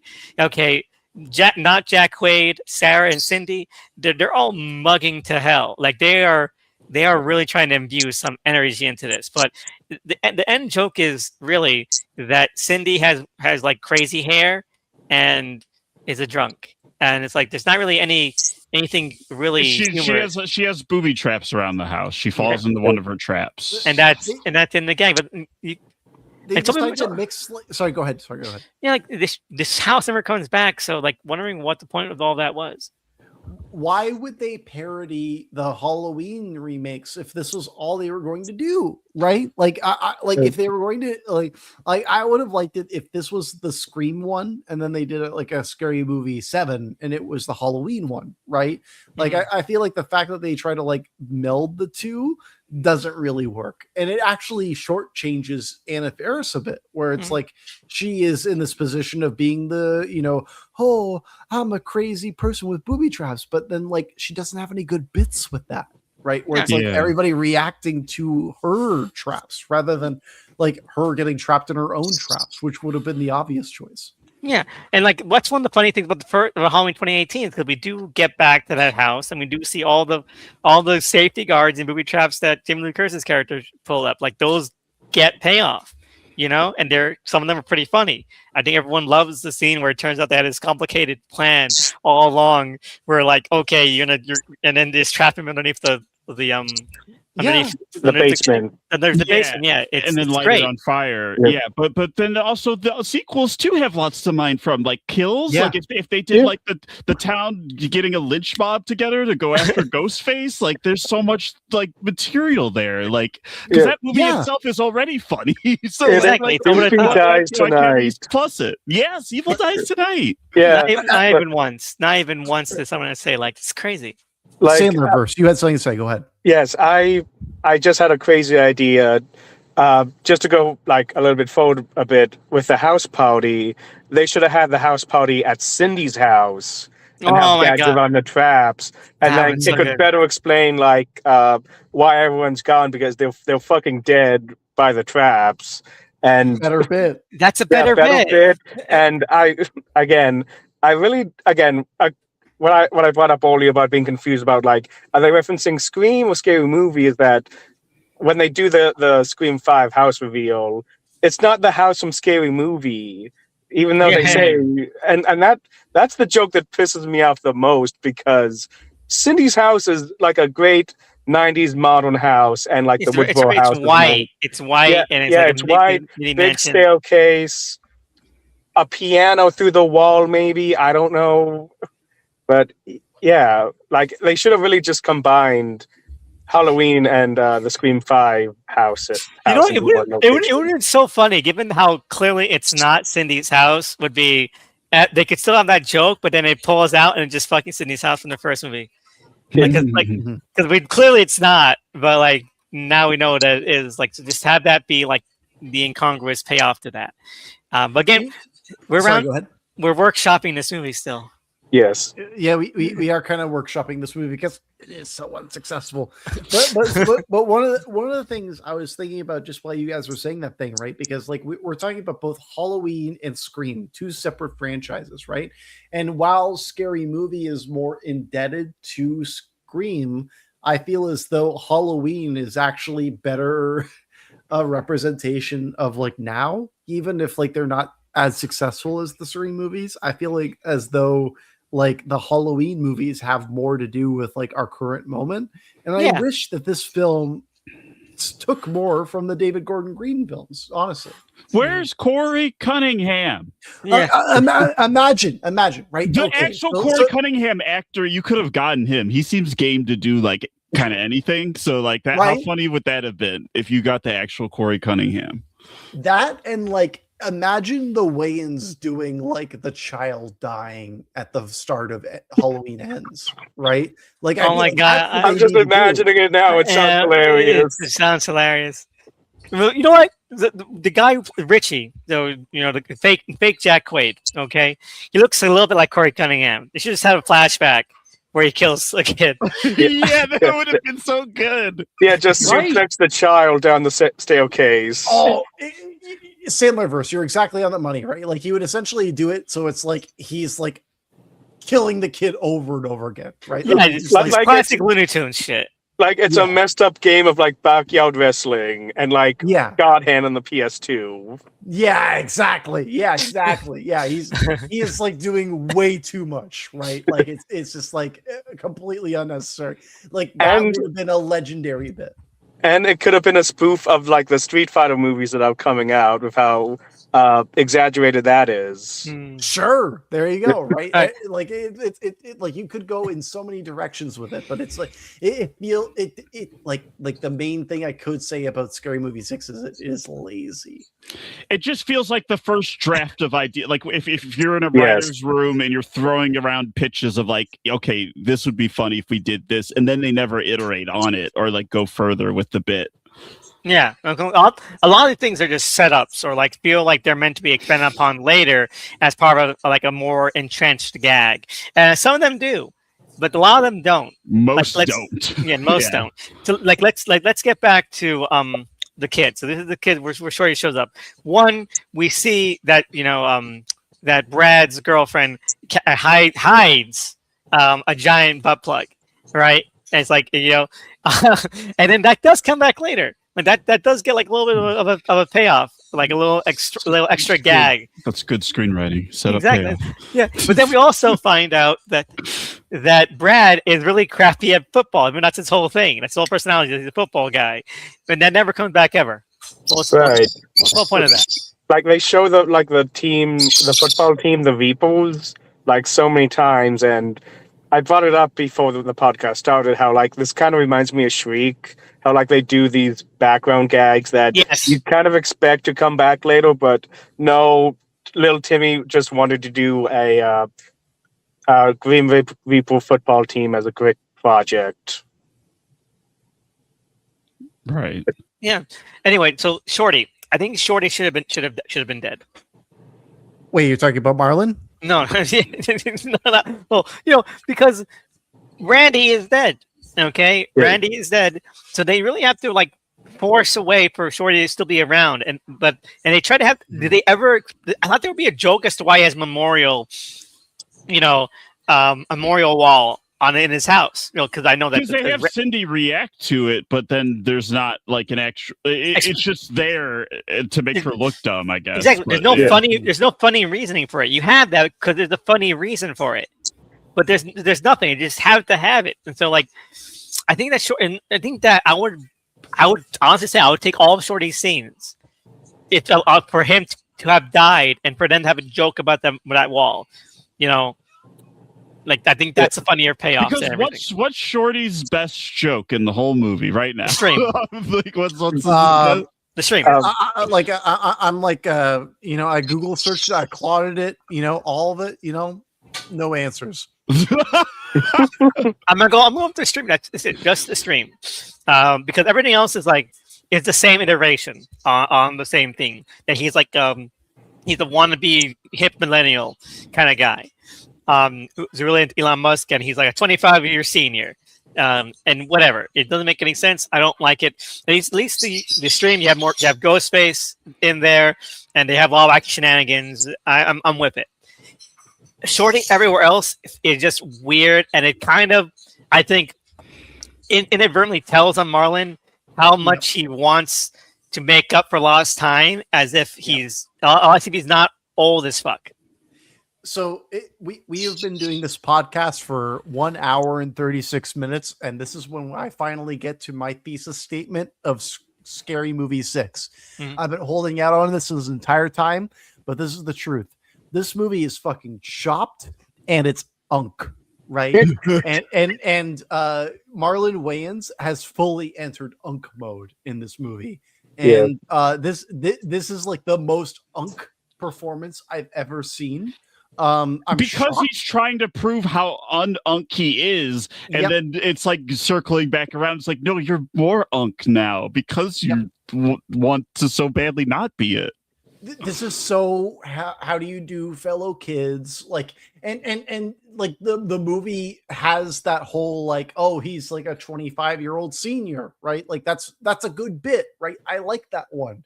But then to do what they do with him, and we'll get to it when we get to it, it's like Shorty was one of the best parts of Scary Movie 1.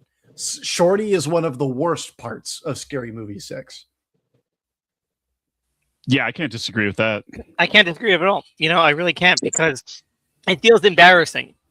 Like I think there'll be like a couple of parts where you'll make me like, I guess, but like it just feels like there's never any point to him being around at all. You could come around and everything becomes cleaner. He kind of interrupts that scene with the new cast, and that's what I see him enjoying. He just pops in and he takes over the scene, and then everyone else kind of leaves. And it's like, I want to see more of that. I want to see more of that. And now we're like, oh, but he talking about weed and crypto. I don't care. It's not funny. And I think I understand like the underlying joke is that like Shorty back in like the 90s and early 2000s can get nowhere, right? And now in the new kind of 2020s, he can like a character or a person like that can really kind of be really successful. And I think that like that they're trying to make that kind of contrast humor for it. But it just it's not really that funny. Well, because the greatest thing, the most exaggeration they can do for it is like their picture of success is that he's a streamer, but where it's like, oh, you could go bigger if your contrast point is that like, yeah, an idiot can succeed in today's world. Like, I don't know, make Shorty president or something. Just go really stupid with it. You know what? I made a tweet about this a few days ago, but I really wish Shorty in Scary Movie 6 was some sort of film director or take on Jordan Peele or Butch Riley, where he just makes these weird psychedelic films, and when someone asks you, he should have made a horror movie. Yeah, he should have made a horror movie, and then like he would do an interview, and the person would say, "How did you think of these very deep ideas about today's society, this highbrow satire on the tobacco industry or something?" And he would just be like, "Oh yeah, no, I'm just high as fuck. I just do the weird shit, man." Just something. No, Sandlerverse, you're hitting the nail on the head right now, right? Because like that would be like a parody, because like essentially what that's kind of wrapped up in is like the intentionality within like black art specifically, right? Yes. And a lot of what this film is about is like where black art is in the horror space now, right? And we can talk about like all of the different things they do with it, but one of the things with Shorty is that like he is like in these spaces of like, things that are boundary pushing black art within horror, and like the whole joke is that like he's woefully inept for it, and there are certain moments that work and don't work. We'll get to those, but it's like when it comes to especially Marlon Wayans' own connection to Jordan Peele, right? Like he made him, right? Like literally he was him for a moment. And the problem is that Marlon Wayans wants to be a part of that, but he also feels as though he is outside of that. And it's a strange place to be, like and I'm talking about that not just within the context of this film, but also him. Because it feels like he has nothing to say or no actual point of view when you have like the Get Out parody has nothing to say about black art or the state of like Peele as an artist, or even a comedian becoming a voice in horror. Like there's so many different angles he could take with that, but it's just like it's set up for a totally unrelated payoff, and that's shocking to me. Yeah, I was fully hoping for this film to be like his like Marlon Wayans' or any of the Wayans' attempt at like what is black art in horror right now, and instead what they do is like, oh, look at how cool it is that we got another Candyman. And it's like, I wish that you could have like similar to the way that you did with other scary movies, like taken that and done your own spin on that, you know what I mean? Yes, I completely agree. Anyway, talking about black art, we get the Sinners parody, the first part of that. Sean's first scene. And you know what? Well, I like the like whole putting the electric battery. Like I think that's good. You know what? I'm gonna say it. Sean can still rip off a good gay joke. It's a tired bit, but like because he's so sparse compared to Marlon, I'm just like, give me more Sean. he moment holds he goes, himself like, up. I'm not. Yeah, when he goes like, I'm not gay no more, like immediately I'm like on my feet. I'm like, this guy's hilarious. But then, This guy's got it. He's just got Yeah. he got he. I wonder like what the percentage rate was on him and Marlon Bryando's script. Working on this. like who had their stuff reshot more. Yeah, exactly. Because like Marlon, like again, this is barrage. Like we know what people are here for with Ray. Let's just give them 2 long minutes of nothing but like one long gay rant. And I you know what I think it's one of the better scenes because of that. Because he is like he's very charismatic. He knows timing. His inflection is really contagious, and I do like that Brenda is like kind of like giving a little bit of Greek chorus to it. I'm all for it. That's it. This was killing in my audience. They were losing their shit. Like when he was flating the microphone Like- and shit. Like yeah, Like, knock the balls too. it was crushing.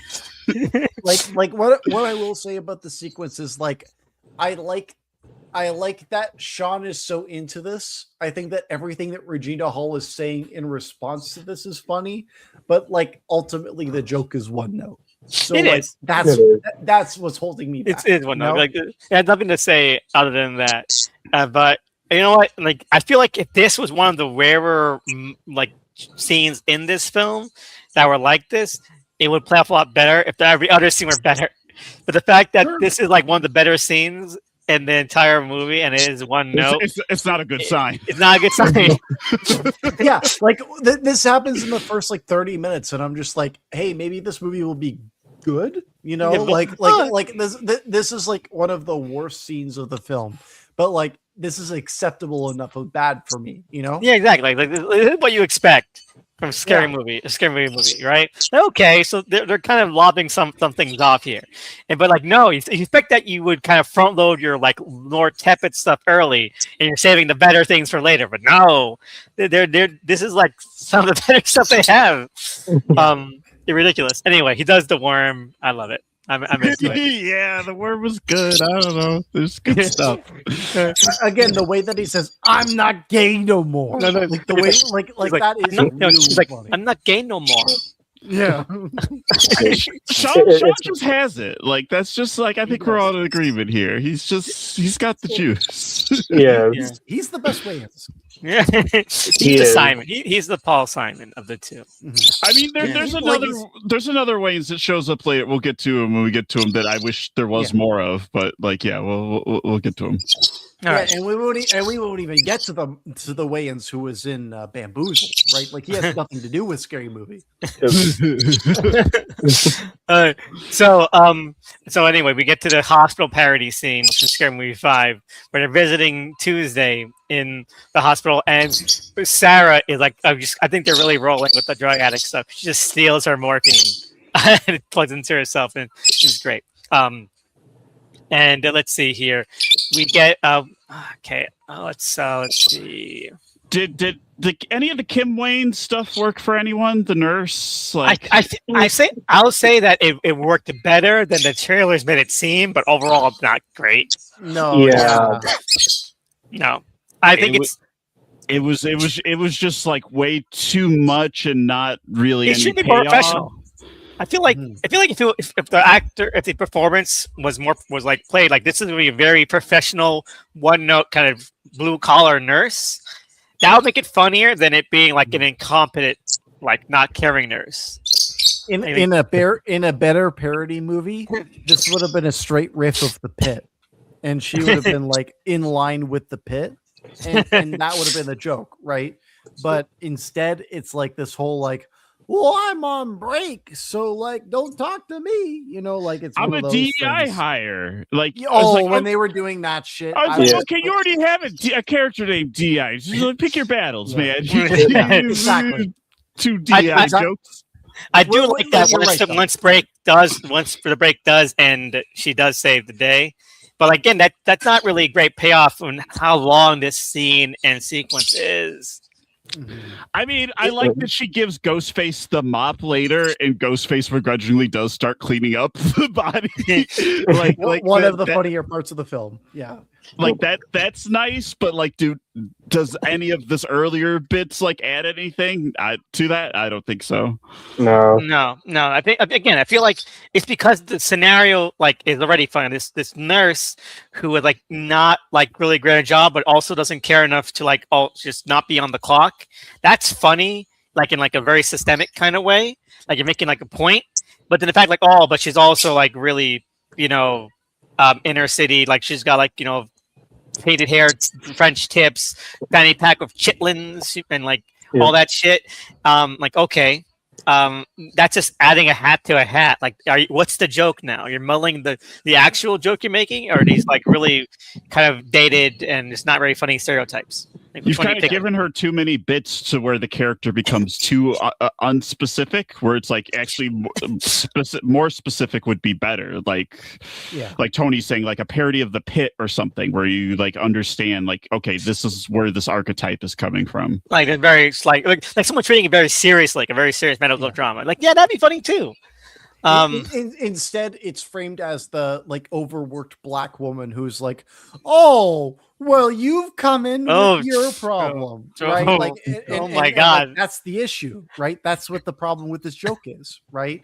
And like really, when it comes to like what it should be is like, if they wanted to do that, they should lean more into her ignorance instead of it's like they're leaning into like, oh, she's just done with her day. Her Nurse Ratchet, but the's not any cuckoo's nest in the character. So because she's Ratchet, it's Ratchet the other way, exactly. And that's just like, again, it's too much. Like, pick one of these jokes. Either she's punch clock, or either she's just like very hood. Like, what are we doing here? And the funny thing is, there's a perfect example in this next scene, because when she's like, I'm on break, there's like these two regular kind of white collar, also black kind of nurses next to her, who are just kind of shaking like, yeah, we're on break. Like, they're funnier than she is being because they're so like normal. Like, they just like they don't care. It's understated. You buy them as like kind of real bystanders in the bit. Exactly. But anyway, other than that, the Ghostface stuff is really great. This little fucking Bugs Bunny like fight scene is really good. Ghostface rocks. Anyway, none of the rest works, and I do like again that they make fun of how obvious Jack Quaid was as the villain. He's like, "Oh my God, you hit your head really hard somehow." Like, yeah, I guess. Anyway, I like all of these bits, but also at the same time, I'm like thinking about these, and I'm just like, Jack Quaid. I'm imagining the version where Jack Quaid is both playing like himself, Scream 5, and in this film, and I'm like, Jack Quaid could do both. You know what I mean? Maybe, but he could. He was already funny in 5. Like, I know you don't like the killers in 5, Elvis, but like, I don't know. I like Richie in this movie. He's great. In this movie, he's like, look, this is what Richie should have been. Anyway, we get to the third best character in this movie, other than Jess. You know what? I'm gonna say it. Never, if you're a parent, never let your kid read Stephen King. Okay, right? Because it's gonna desensitize you into like not seeing or not like being offended by characters like Doofy. Because you watch Stephen King and you're like, oh well, this isn't that bad a portrayal. I'm sorry, but after you read and enjoyed Duddits, you really everything else feels normal. Like, this is a sensitive betrayal, actually. Yeah. Doofy is trying to get by, that might have been the funniest thing you've ever said on this podcast, Elvis. Like, that was amazing. Sorry, go ahead. Sandlerverse. That was amazing. Go ahead. You should say like Doofy's trying to get by, but he's also like really down bad when you see like he's watching Sherry O'Terry and Fox News. Aren't we all? Aren't we all? I mean, that's not wrong. But yeah, I do love Doofy. I love all how they plan with doing, how they would portray him, and I think he's really great because he does. I love the part, and I'm looking at it right now where it's like, look at your boyfriend's killing the killer, love it, just knowing the killer. Look at him, he's slobbering, his crazy eyes. Yeah. So something that's never addressed in this film at all is the fact that like Doofy like in the first film, right? Like it's revealed that like Doofy is like a The killer. very insensitive portrayal of a mentally challenged person, right? Right. And then it's revealed that it's like, oh, it turns An out act. he was like the cool guy, right? And he gets off in the car, and Anna Faris is like, no, right? Like that, I think that all of that's a really funny bit in the first movie, honestly. But when it comes to what it is in this first film, in this new one, it's like Doofy is by default taken as somebody who is just somebody who has this like problem in life, right? You know what they should have done? Versus Like versus it's no somebody. longer a persona that or Yeah. an affectation that it's just like, oh no, that's who he is. I mean, there's a joke about him getting a pardon for being the killer, which is fine, I guess. But like, the COVID stuff feels dated. Like You know what they should? Like, You know what they should have done? You know what they What? should have done? Brain fog. Oh my god! Oh. because That- of long COVID. Yeah, because that ties in with the COVID stuff. Because that's the thing is Sandlerverse, like what are you gonna say? giving No, him like- the COVID stuff doesn't go far enough. like I was gonna say that I am very confused in how Doofy can be both like very paranoid about COVID, but he's also a Gen 6er and like is really into Fox News and Hilarious. like He is a it doesn't really January 6th. mix well for me because I'm just like, is this more of a satire of like people during COVID who are very paranoid, very sheltered, or is this more of a parody of modern Republicans, Gen 6ers? Like it needed to pick up lane, right? Yeah. Because, like I felt that like the when he was depicted as like the QAnon shaman, I thought Yeah. that was funny, Yeah. right? Yeah, it's funny. But like the fact that they do the other thing as well, it's like muddled. You know what I mean? It's very muddled. They had two ideas and they went with both of them. And you know what? Like, I feel like that's the kind of thing you say for sequels. You do one joke the first time, you do a second joke the next time. Okay. And then even have characters remark of like, didn't you used to be like Republican or like weren't you MAGA before? And then he's like really or do the inverse, like where he's really COVID conscious this time. The next time he gets conservative. Yeah. Or Actually, if you Doug, wanna do on health that note, they do paranoia, that joke. They make do them- that joke later in this film, but like we'll get there when they get there. But like the meaning that it has in the end of this film is really dark. Sorry, go ahead. No, I was just saying they should have made him Maha, make America healthy again. Yeah. All right. I'm going to hell. Okay. Because I love how like when they get like they're doing the whole we gotta get David Arquette to like help us again and like he's back in the saddle. I'm going to hell because I really thought that the big tricycle was funny. I gotta laugh on me. Like, yeah. Yeah, it was very funny, and it was also a cut joke. It was a joke from the TV version of one where like Yes, he drives yes. Sydney. Yes, Like I do like when they reuse jokes from like cut material in this movie. he gets a little go-kart in a deleted scene that's in the TV version. A little go-kart after Sydney gets attacked. Like Sydney, I'll take you to my place, and she gets into like this little go-kart, and he's like making the wee woo sound as they drive. Like, oh my god, man, Goofy is like. But Goofy's wouldn't so some good. of this stuff be funny if you acknowledged that there is another persona or side to Doofy? Like if he's like secretly switching to like being cool and stuff? Or I don't know. Yeah, I Like, feel like This possibility. they should have used some of that stuff. Yeah. Like I feel like they should have explained it better. Like my head theory is like after the ending of one, they got into a car accident, and Doofy is actually mentally disabled. Not like I think brain he's not fog. faking Brain it. fog is Yeah. like But brain fog would be like fog simpler. as well. It's Like cleaner because of the COVID paranoia that you can just do brain Like, fog. I guess. maybe you got COVID at January 6th. I don't know. yeah, But look, like any of this other stuff, it's like we're asking for some. We're seriousness workshopping. because Yeah. we're workshopping because like they take other stuff more seriously later. You know, Yes. where it's like if this movie wasn't trying to be as serious as it is later, then we wouldn't be treating it this kind of way. Yeah. And like Scary Movie 1, you know, what we're just talking about right now for fun would never be a conversation because it would just be like a toss away gag. We That took would like already more like be- we took 10 minutes on Scary Movie. silliness. Yeah. We didn't take that much time on it. We're like, okay, those are pretty funny. Those aren't that funny. That's it. We took more time on Scary Movie 1 than I think we did. Honestly, like, and this just needs to be said, like this already is like one of our longer episodes and one of our best episodes. I have to say, like, this is like turning out to be. Yeah, I know. I'm really enjoying it. I thought I'd be like, okay, not up to get into, but a lot of these jokes don't make sense even in vacuum, so they're worth dissecting. Anyway, we get to the worst scene in the movie to me. Not really. But because we already talked about how the memorial for Shorty does not make any sense. No. Again, so it really does. So much is put on Anna Faris's shoulders in her scenes because these jokes. I'm gonna say it. I love her. She's like really great. Brenda gets great jokes. Anna Faris does not. No. Yep. Mm-hmm.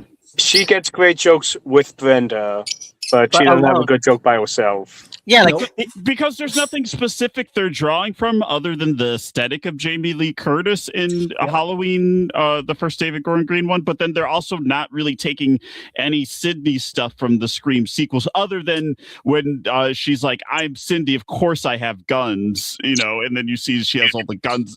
That like that got a chuckle out of me. But like I was like, oh, you could. There's more you can lean into with like the sequels Sydney stuff. Oh, yeah. Wait, there was one good joke on a little bit that we did miss. The payoff to the Terrifier scene where she was like, "I'm sorry, that's how you found out Santa Claus wasn't real." I thought that was a good chuckle for me. That felt like the whole flashback itself was like her button on it. No, Doug, you're absolutely right. I actually want to drill into this specific thing, right? So actually, so that Terrifier sequence, right? Yeah. What in that was a parody of Terrifier? That just was a scene from Terrifier. Yeah, well, I guess in the actual Terrifier scene, the kids get blown up. Like there's a bomb in the mall. Yeah, there was a bomb. To be fair, the parody doesn't go as far as the actual. Apparently, it is reshot. The original version of that scene ends with like him killing all the kids. So it's like at that point, it's like, wouldn't you want the parody to go further? Wouldn't you want it to go in a different direction? Instead, it's actually, this is the child's friendly version of the Terrifier sequence. It's like more tame. Yes. And I do remember, like, before the first trailer came out, there was like a rumor that Ghostface would dress up like Terrifier and Pennywise the Clown. And I thought that they were actually going to do it with how much they were playing that Terrifier scene and how they had like Scarifier on the poster, even though like he doesn't have the red hat in the movie. Well, that would also just make more sense, right? Because like the idea would be like, oh, let's draw it back to the 90s because that was the start of Scary Movie, and drawing it to the origin of Scary Movie in its sense, and then also like it wasn't even parodied in the Scary Movie 5, right? Like this would be a great way to do that. There's so many different ways where they could comment upon modern horror the ways that you're just laid out. It decides to go different routes, and like not all of them are the worst, but then also it's like it's more driven by the people who had made the film rather than like what modern horror looks like.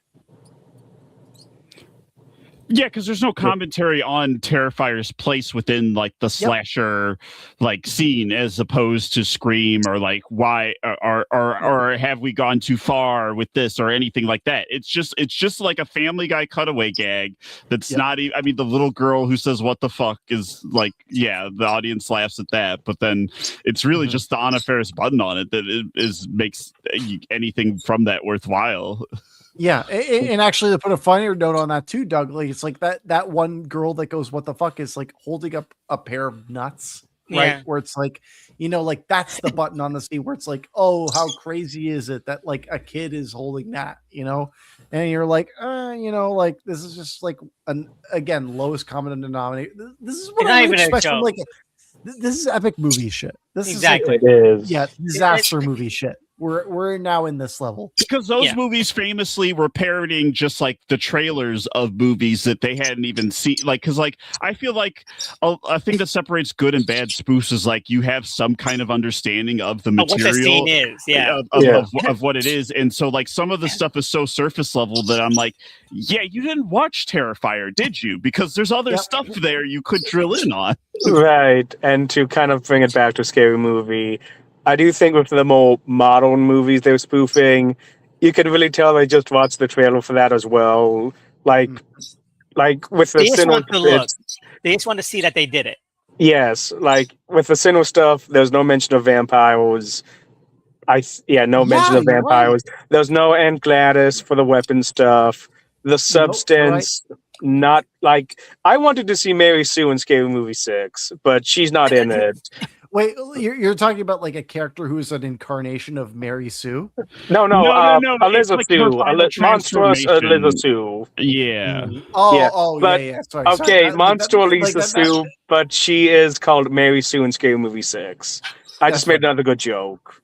Oh, that'd be Marlon. That was me not getting it. That'd be funny. That's just us writing a better movie again. Yeah, we're workshopping still. You'll notice Sandlerverse if you come back on again. We workshop the shit. Half of these reviews are just like, "What if this movie was good?" Yeah. Anyway, half of these reviews are just like, we are this invested. We have thought about it this much. We wasted the time watching these things. We watched it so you don't have to. Anyway, I would love to do an Unsourced Wall Radio on Nostalgia Critic episodes. I just have to say. Me too. I would. Let's do it for Cassia too. Anyway, so basically, this scene is just Scary Movie 5. It's Scream 5 scene. It just is. It's just what it is. Like they take it very seriously. Other than the fact that Brenda kills like a random teen, and which scene is this? Remind me. It's when they're doing the reboot quill thing. Yeah. Oh, when they're like in the circle and they're just talking about this shit. And it's just what it is. That's just it. There's no joke to it, really. It's just the scene from Scream 5, played extremely straight. I mean, Brenda and Sydney casually burying a body it's quickly is funny, but it's annoying because they do nothing else in that scene. So I'm like, what the fuck? You're giving me nothing. Movie? Yeah, that's why I feel like they were felt too indebted to the structure of Scream 5 because, of course, Sydney does not show up until like the last chunk of that movie, like the last 20 minutes or something. Yeah. So it's like they're hamstrung, But again, if you can find a fucking excuse for Shorty to be there, you can find an excuse for Sydney to be there. If you can find an excuse for K-pop demon hunters, you can fucking do anything. Like, come on. Oh my god, you keep on jumping to that scene, and it's like I feel like, sorry, like. Let me know when we get there. When we get there, you'll know when we're there because there'll be pure silence. That was my theater. It was crickets. You couldn't even the crickets shut up. Again, but I do love the new cast, like them reacting to Sydney and Brenda just like casually burying this body is just so good. They know the assignment. Look at Marlon Wayans. It would have been nice. It would have been nice if they got stuff to do. I just realized you just changed the picture to the new cast. You know what I will say, Elvis, because you have been making this argument, like I will say that like some of the people who are in the Scary Movie 6 cast as the Scream 5 cast are better than the Scream 5 cast.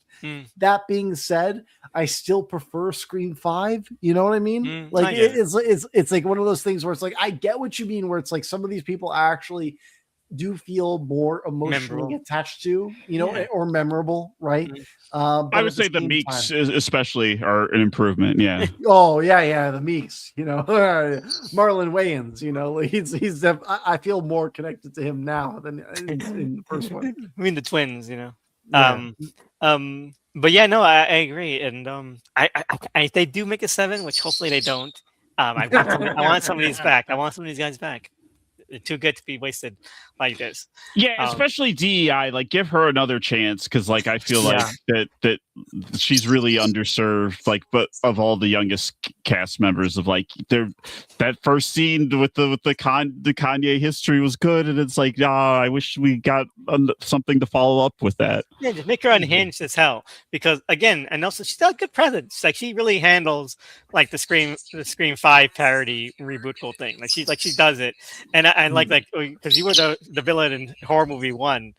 I'm like, okay, like that's good. It's good shit. Anyway, let's move past this because sorry. Before you move past this, she comes out of this movie having more dignity than the person who plays like that alternative character in the Scream franchise. Oh my God, you're right. Like the one who is wearing the pin, right? Yeah. I feel as though the pin. parody version of her, right, is actually coming out of this with more integrity, even if this film is not able to come to terms with how this franchise won't address what is wrong with it at its heart. Sorry, continue. Right. Yeah, you're right, because like oh, we're gonna wear a pin, but also, and if you want to frame it the most charitable way possible, Ni does go down with her principles. Okay. In this movie, you're talking about in the Scream 6? Scary Movie 6. Yeah, the Scary Movie 6. Yeah. I mean, like, yeah, you're right. She does go down with her principles, but then, like, the movie is like, how stupid is she for believing in but these, compared to like Mindy, like it's like it's like oh, like what are you doing? You know, like yeah, like Mindy doesn't stand for, like, the character doesn't stand for anything. So like, yeah. Anyway, so then we get to the my least ever seen movie, because Jess. Did we just get to it? Did we just get to it? We get to it. Oh my God! I can't believe it. Yeah, he's gone. Poor Jess. Anyway, so Greg also dies, and he's been in this movie. So this is the scene where this is the scene where they die. Yeah, so it's like we get the whole like ice joke, that's good, but then it's like we also got that like scene where we get the dick cut off and stuff. Yeah, and it's like we get that like I don't know, man. Like it just didn't work. I think like the first half didn't work, but it's like, this looks familiar. And like, how about now? And brings out magnifying glass. That kind of made me laugh. Well, because you're plussing it and just keep going further, but like the initial starting point of like, haha, micro penis, like there just wasn't enough there for that bit. I feel like, yeah, because it worked the first time, because the payoff to that, when he like, it's like a disability, which is a guy with glasses, is really funny, but there's nothing like that here. It's just, okay, you have a small dick, we cut it off. And yeah, it's not that great. I do love the giant magnifying glass, because as I mentioned, Ghostface is working on Looney Tunes rules this movie. So I really like that. But other than that, I like just locking the door with the smart house, and then doing the dreadlock. Bumba clock. It's so stupid. But I do like that it's a little bit more sort of self-aware about that. About, like, the security cameras and Ring and all that shit. But yeah, no, and Jess dies.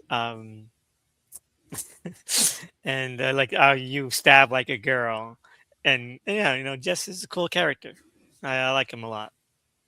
Yeah, just bring him back in the next one, or don't do a next one. But if you do, bring Jess back. And then we get Gail, Hailstorm, back, and she's like, all these TikTokers. I think sorry.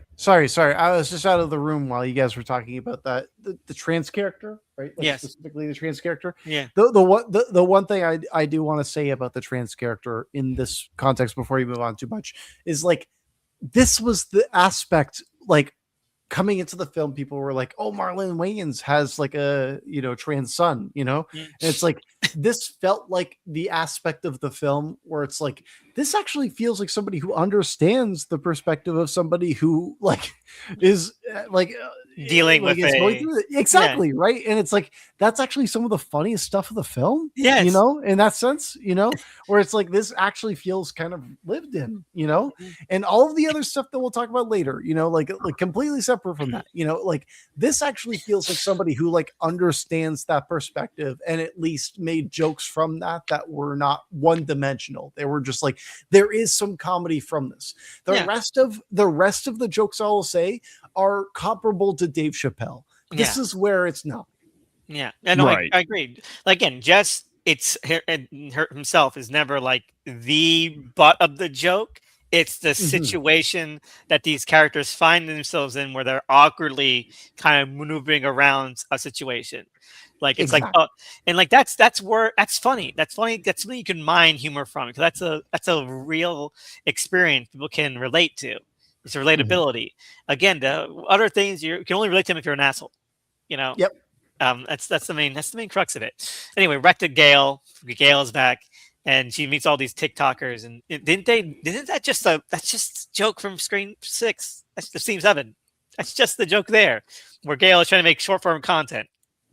Oh, there's the whole like fake news and like the problem. We got Sherry O'Terry back. Sherry O'Terry is awesome. You know, like I'm glad that we got her back for this one, but it's also like we gave her even less than Demi Moore in The Substance, right? Yeah. Where it's like she has got nothing going on in this movie. She is clearly just representational.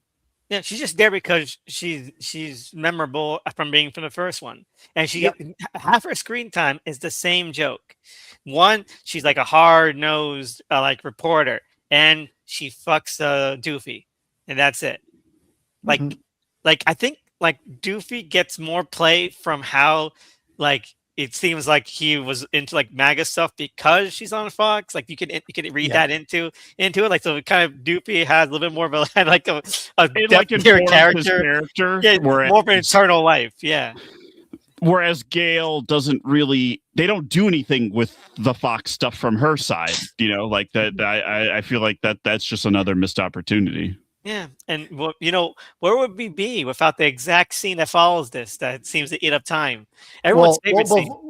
Before we get to that, like we know that from the end of Scary Movie that like Gale was the one who knows who the real Goofy is. Yeah, exactly, right? So it's like, why wouldn't, like, if this movie is tailor made for the people who remember Scary Movie 1, why wouldn't you include a nod to that, right? It is, yeah, no, it feels like they want to play it in both ways. They want to have all the differences and jokes about Scary Movie 1, but they don't want to like actually like play with it any further than that. So you're bringing it up all the time without doing anything. It's ridiculous. Yeah, but I feel, what's the next sequence? You're about to, like, I feel like this was the one, wasn't it? This is the one. Yeah. So it starts off, I would say, not strong, but again, Sean can make anything work. So we start with the Get Out stuff with the guy. Oh, with the running. Yeah. Like, no. The first beat of that, because like once you see Sean running after, I'm like, okay, that's dumb, but also you got me. You got me. Yeah, exactly. Sean, God, get you. Like, so good. And then Shore's like, what the hell am I spoken? You know. And then we go inside, and it's Ghostface playing the Catherine Keener part from Get Out, right? And it's like, I like that. You know, that's funny. And then like we cut back to Marlon Wayans, and he's on the sofa chair, and he's like, his fingers are cutting into the thing, and all the stuffing is flying into the air. All of that is classic Scary Movie. Yeah. Oh wait, before we even get to the worst part, it's an It Follows parody. Because it follows. Oh yeah. We got because when you see the squirt, the mom was a squirt. I was like, wait, are we really doing It Follows? Even though later they make a joke of later, like we're not going to parody It Follows, but they do because the same shot of like the car and the couple inside it, same shot from It Follows. So like, you know, so but that's really that's good. That's good. This feels like a reshoot, I have to say. It does, and I think part of it was. Yeah, like I just want to say that I really thought this would have been better if it was Shorty's death in the movie. Yeah, no, I agree. Because it really doesn't pay off anywhere. Like, why they just let him live, and they didn't do anything. And I think it's good that he has a foursome. Does a K-pop demon hunter scene. Can we talk about it? But first, let's talk about the original version, which they actually released a clip of. And like, I don't know why you released a clip of the original version when the version of the movie sucks so much. But so I've not seen this original version. Just lay it all K-pop? on me. Yeah, I haven't seen K-pop Demon Hunters. No. I'm talking about like the original version of this scene. Because they released a clip of it where, like, you can find it online, where Shorty, after he goes, what's it called? And Get Out? The sunken place. He goes in a sunken place, right? A bunch of other shorties start popping up because he's so high. And he's like a bunch of shorties like floating around, like, oh man, we're all fucking high, and then that's where the scene ends. You know? Yeah. And like, okay, that's not a great joke, but that's better. That's better than what we get. So Tony, take it a fucking way. Oh, you want me to? Yeah. Well, we essentially get like a musical sequence where it's like, here is okay. So I watched this movie on a camera, right? And what happened in the sequence, like I couldn't hear all of the lyrics, but what I saw was Marlon Wayans essentially doing something that was perverted. Like this was like essentially like something that was too far in a way where it felt less like catering to a modern audience and more like something that was grosser than anything that was even in the first movie. This feels like I don't know. Like this might be one of the worst scenes I've ever seen in a Scary Movie. I feel ill-equipped to even recount this. Like somebody else should recount this instead of me. So it feels like, okay, one, I'm gonna say one thing. I do think the scene is grotesque and out of place, but one thing is that Betty Boop exists. Okay, I'm sorry, but people are wanting to fuck cartoons for years. People want to fuck brat cartoons. Okay, Sure, but like there's a specific Orientalist way to read the scene. I completely agree. Like it does feel like Marlon Wayans like, oh man, what if I and me is Shorty? It also feels like, again, Marlon buying his own hype. Like what if me and Shorty had like a foursome with these hot girls, you know? I know that I asked somebody else to do this, but I'm just going to say it. The fucking ending of the sequence is how cool is it that I got to hook up with these 3 Asian baddies? You know, like this sequence is predicated around the pleasure of Marlon Wayans. You know? Yes, it's gross. It feels like he's patting himself on the back. I'll leave it there. He's patting himself on the back. Like, it doesn't help that people feel that Shorty really is, well, like Marlon's self-insert now, you know, and like oh, I'm a Mary Sue kind of way, you know? Yeah. And then it's also others, like the other strange thing is like clearly he wants to do the Jordan Peele reference because like that's the big reference of like horror in black cinema in that moment, right? And then like the moment that he does that, he just turns that into like a self-insert like wish fulfillment kind of thing. It's like very strange. I don't know. Like I've heard some things about what they had cut from the scene as well, separate from the things I just heard, right? Where it's like there are many ways where they wanted to go with this, but the fact that they went with the K-pop Demon Hunter thing was so speaking to like they had no idea where they wanted to land up on this, and they found a way to land on like one of the grossest options. Yeah, it feels, you know, just catering to the erotic fantasies of just one guy, and it's weird. And like again, oh, but Shorty like rich now, and he's famous, and like he had sex with like, oh, you know, an Asian foursome. Like, like, okay, Marlon, put the fucking pen down. Put it down. Yeah. There was no reaction to this from my audience. It was uncomfortable. The ending of the sequence is just the camera going into Marlon Wayans' face as he's laughing. You know, this is Burton Burl shit. You know, like this is like Candid Camera 3 or 4. You know, where it's like just an old pervert making an excuse to be like, this is what I'm doing in the sequence. I don't mean to be that harsh with Marlon Wayans, you know, but at the same time, I mean, that's what the sequence is, though. It's just it's horny. Yeah. He's old and he's horny. It's crazy. Yeah. And like what he's in his 40s or 50s, and you want me to be like, this is just normal? You know, like, this is weird. What's the payoff to the joke then? Like Ghostface wanted to have sex. Well, we've already lost the reality of the even by parody standards. Like this is because we said there's a stretch where there is no plot and it's just sketches. That's like now. That's now because then the stream happens after this, right? So it's like we're just doing bits. So it's okay. You're right. We are doing bits at this point. Like I think up until like the exact moment that the K-Rock Demon Hunter stuff happens, it's like it's got a kind of through line now. Okay. So now he's meeting Ghostface. They have like the emotional thing with Shorty's backstory. Like all that, I think, is working toward, you know, feeling like a film. You know? Yeah. Mm-hmm. But then you know we get to this. We get to this fucking smile thing, where Sydney sees a hallucination of Bobby, and this is again one of the things that has no fucking payoff. Because he looks too much like Justin Theroux. I just have to say. Yes, but also because they cut out the payoff. The payoff is a lead scene now. So this entire scene where she sees Bobby smiling and starts to go nutso on him, was really just a regular fucking patient. Is just it's not funny. There was no reason to do any smile stuff as is from this what they've left in the movie. It's like you could just cut any smile reference. But then you cut out John Abrams, and then you can't sell the nostalgia factor. The only way that you're supposed to know that this is a smile reference is because she keeps going, "Why won't you stop smiling?" It feels so 4 and 5, you know. Mm-hmm. It feels like exactly. this is the fucking epic movie shit. We're saying there's the movie nothing specific from the movie. You're just saying the title. Like, and what do I know about smile? Oh, people smile in it.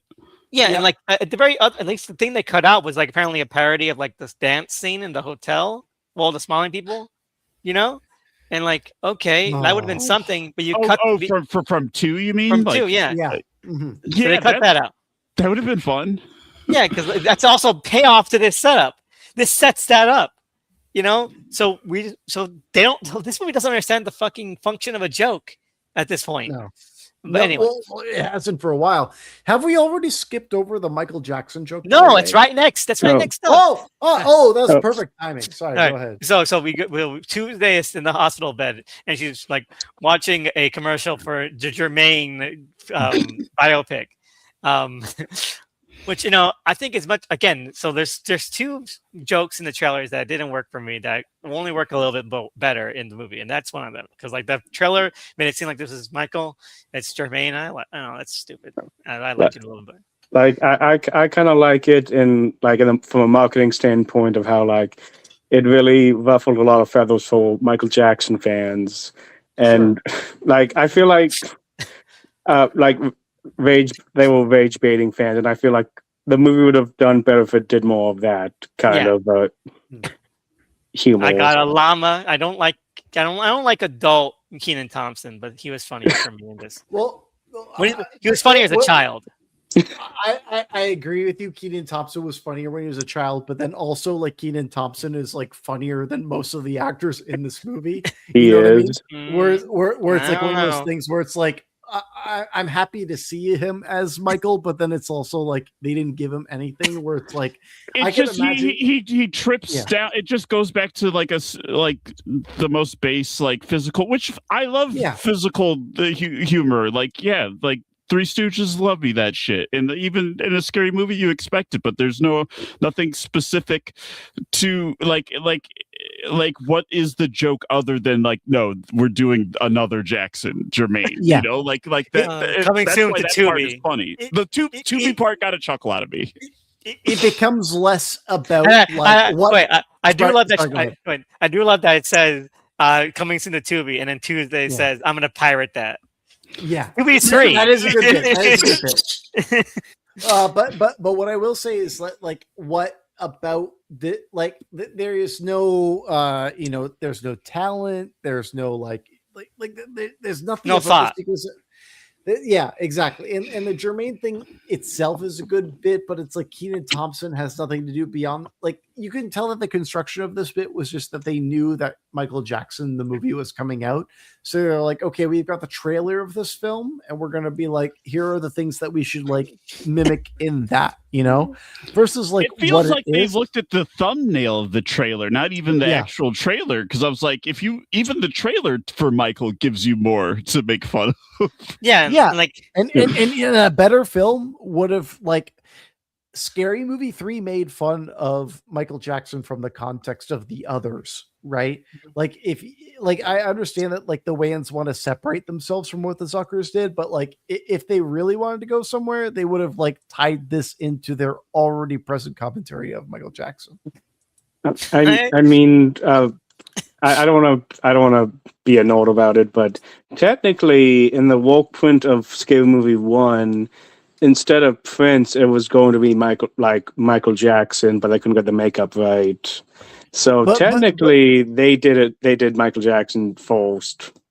Well, but actually, I'm glad that you brought this up, Sandlerverse, actually, because like, first off, right? So like they do the whole Michael Jackson thing in Scary Movie 3, but then also something that I didn't recognize until recently. So apparently, did you guys realize that there was supposed to be a Prince documentary in the same way that there was of Finding Neverland or Leaving Neverland, where Okay. No.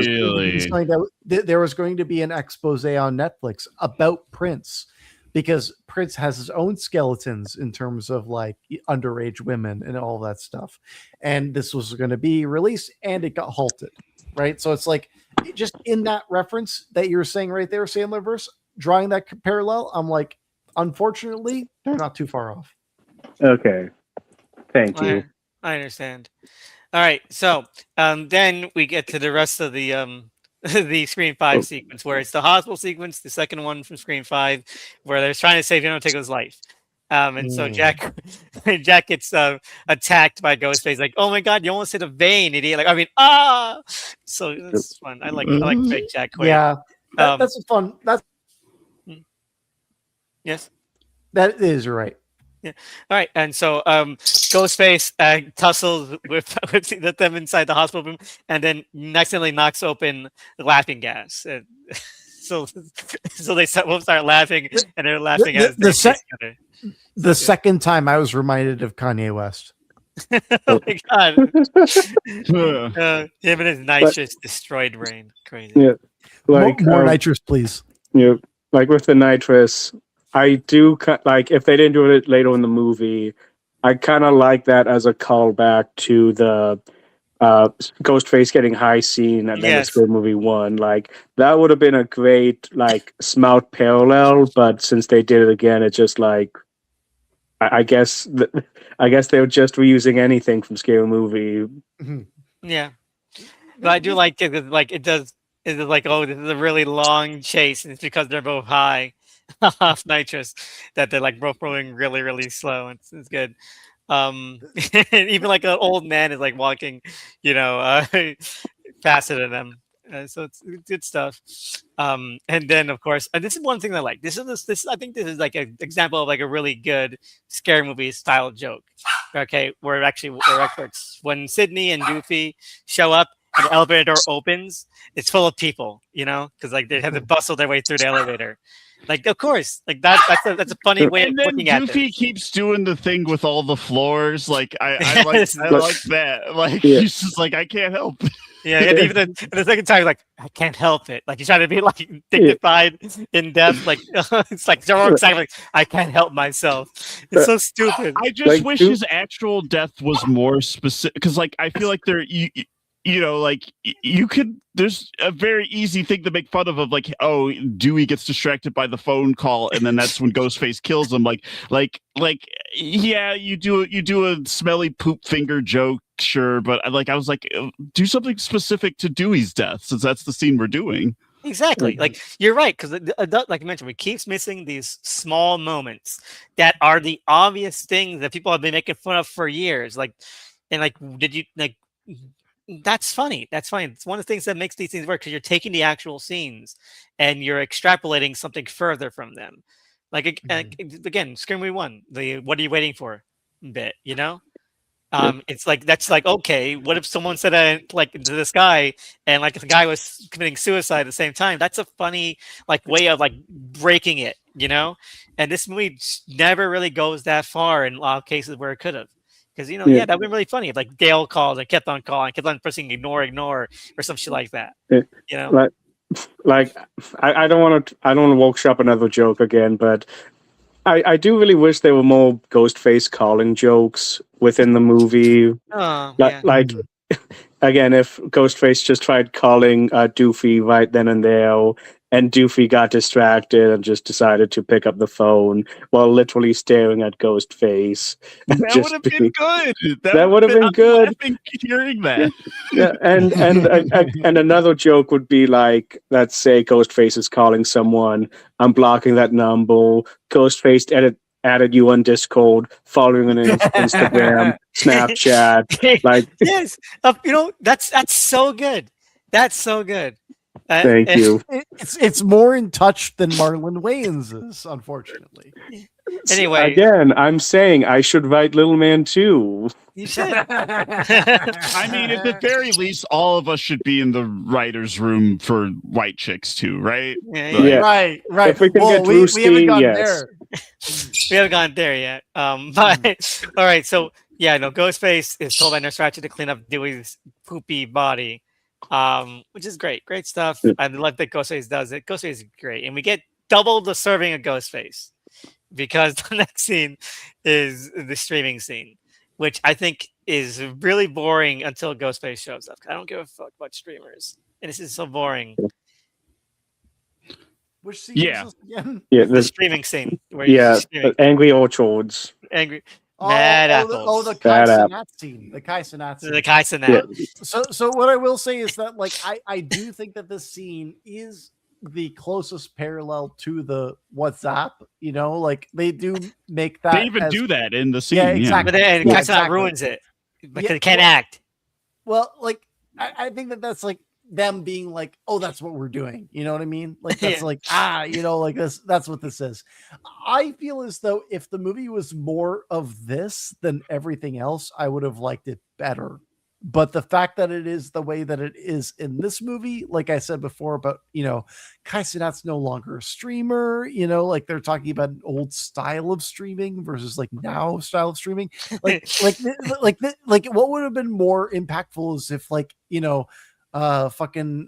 he went on to Hassan Piker's stream. You know, imagine how that would have went. You know, like that would have been a funnier sequence. You know, instead of what this is. Like, Yeah, no, I agree. And so they even bring back the high mask face, which is great. yes. But okay, so so you were right. You know, one of the things about the original high scene from the first movie is that Ghostface ends up killing everybody around Shorty. You know, as part of the gag. And the original version of this scene was going to be was apparently before he reshoots was the same thing. Where like he kills Kai Cenat first, but then every time they do another little thing on the wheel, he keeps on killing someone else. You know? Oh, that would have been so much better. And like again, why would you get rid of did you think that went on too long? You could there's room for shit to remove, you know? Yeah. If they wanted to do that, just save Kai Cenat for the end or something. You know what I mean? Yeah, Because just killing him by himself is not a payoff to me because I don't care about that cameo. So like it doesn't do anything for me. Exactly. You need to earn that if you don't know who he is, right? Right. You need to like sell me on him being an important person. Yes. Right. But yeah, no, other than that, I think Ghostface is a really fun scene. And it's mentioned, Kai Cenat looks at the fucking camera in this scene. When they do the WhatsApp, I mentioned it's off camera. But, he looks at the camera when they do the WhatsApp. You know, he looks off the camera. And like, what the fuck, man? Like you. I will defend Kai Cenat a little bit because I do agree with you that he's not like the best, like actor so from obvious. the streamer universe. Like if we're talking about somebody who's kind of in this realm, like why isn't Drewski in this movie? Right? Yes. Oh, right? Yeah. That's so obvious. And like right? It's like that he has to love Wayne's humor too. Like that seems like such an obvious connect. You could imagine like a version of this movie where they just like locked the camera down, they just like threw it on Drewski, and he was just like, "Oh, I'm not going to be in any scary movie," you know, like and like he would have just riffed for 5 minutes, you know, and like that would have been the whole movie appearance of him, you know, and like that's enough that you would have done for Drewski. But the thing with Kai Cenat specifically is Kai Cenat is like one of the biggest streamers of all time. Like it can't be understated. He is like huge, right? But again, he is no longer streaming. He is going the Kanye West route where he's like, I'm going fashion designer, you know? So it's like by the time this movie comes out, he no longer has that same kind of clout. And like the movie itself is speaking to an older style of streaming, you know?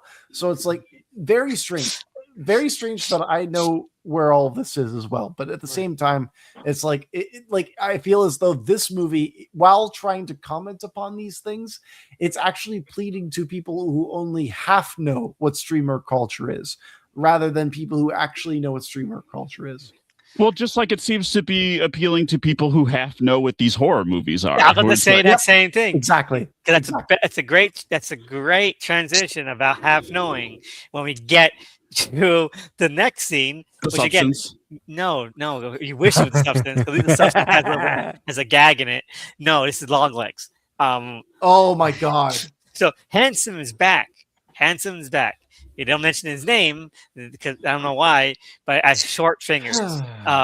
And so this is again a scene that's meant to be set up for a later scene that got cut. Because obviously it's in the trailers. Yeah. They're interrogating Handsome as Short Fingers, but that's not in the movie. So It's in the post-credit They scene. do have it in the credits. Yeah, it's like that, and like the original trailer, trailer that was going to replace the Michael trailer.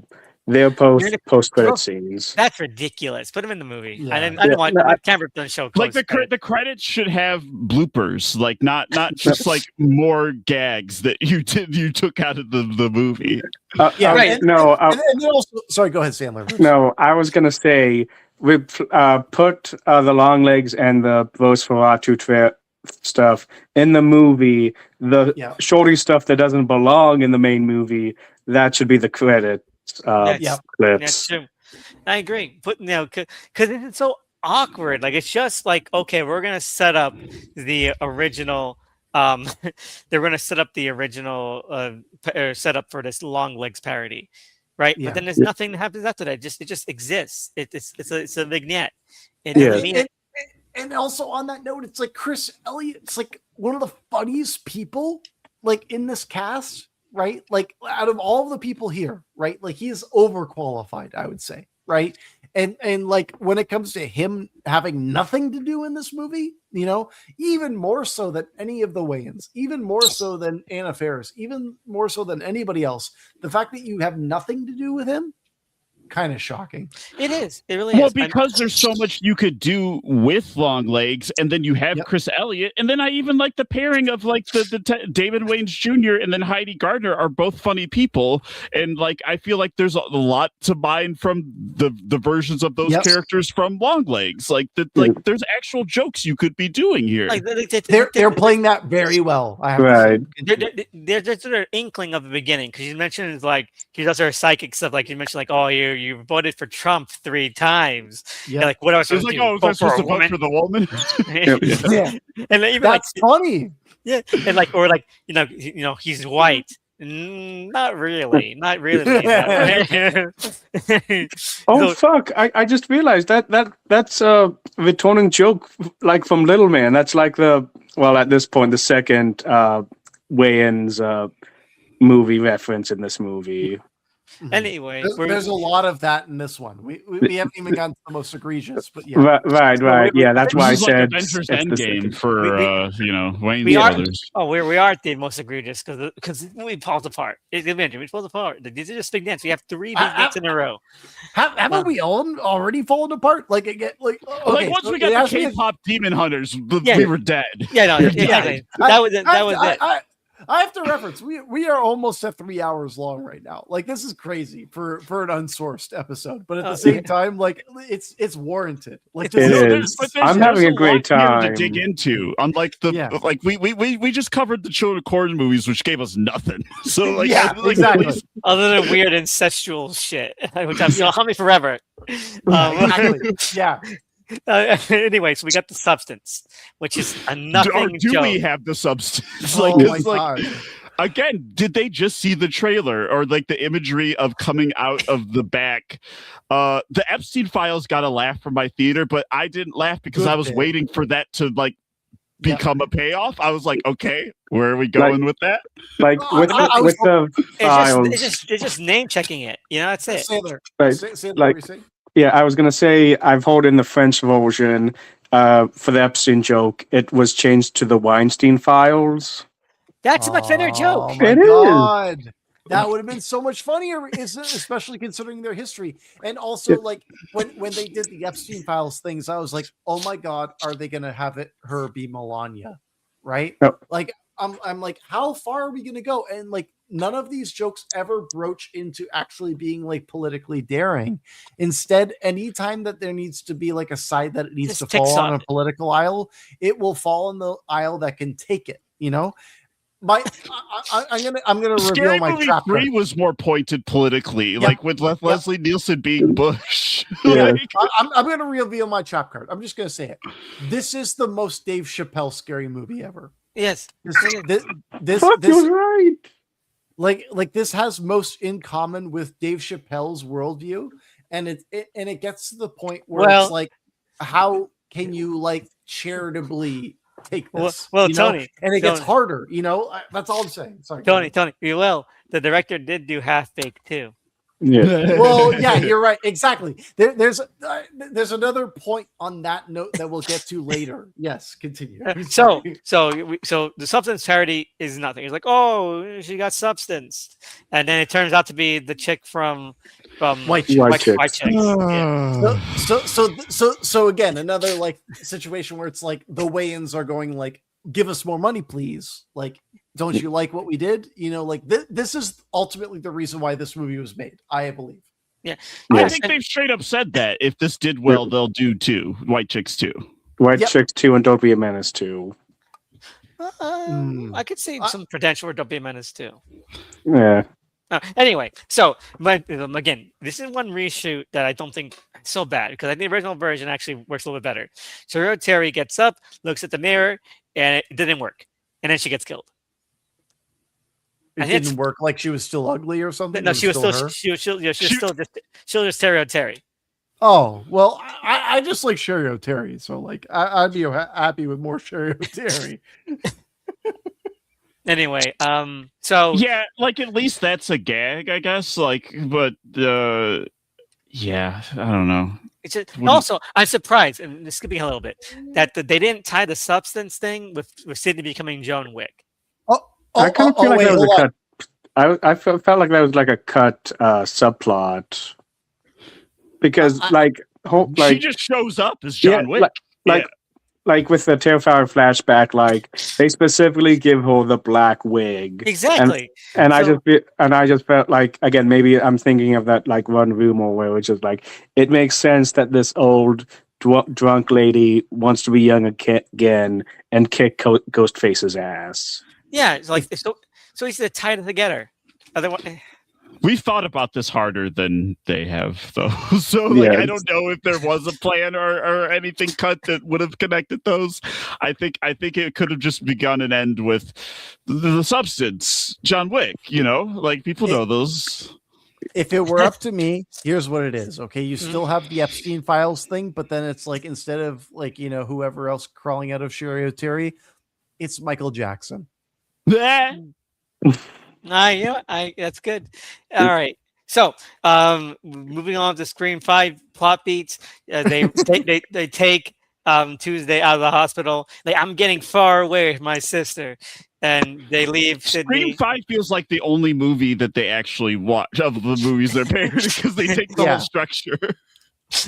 Yeah, they do take the whole structure. Anyway, Anna Faris still gets no jokes, but she's trying her best. And we move on to the next vignette. And which is again, these are so disparate. Okay, Candyman existed, and they say, "Oh my god!" Again, we're back to Marlon. We're like, Marlon is so much in this movie. Mm-hmm. Anyway, he buys all these edibles from Candyman, and he's like, "Oh yeah, I get to a dermatologist, bro." Okay. One note, like honestly, the worst parts of any scary movie are like the worst parts of any Mad magazine. Like where it's just like so obvious. It's just like so like, okay, I'm flipping the pages. You know what I mean? I feel like Mad Magazine would have more to say about New Candyman than this bit did.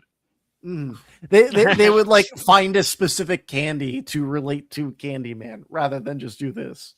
Or a specific visual from the movie or something, or some kind of meta bit about one of the actors. Like there's like anything. Yeah, or make someone like the new Candyman, since like he can possess anybody. Yeah.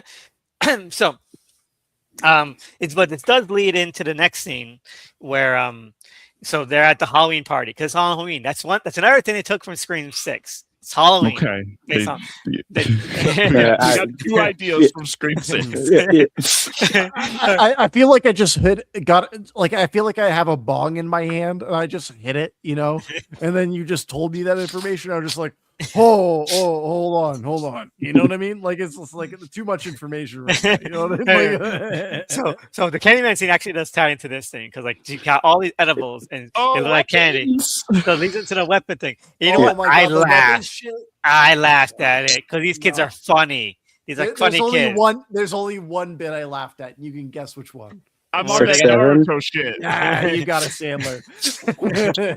Okay, on my second viewing, I laughed really hard at that because of how stupid it is. I Yeah. like the kid that- ADR just like 6'7", you know. I can't feel my face. Yeah.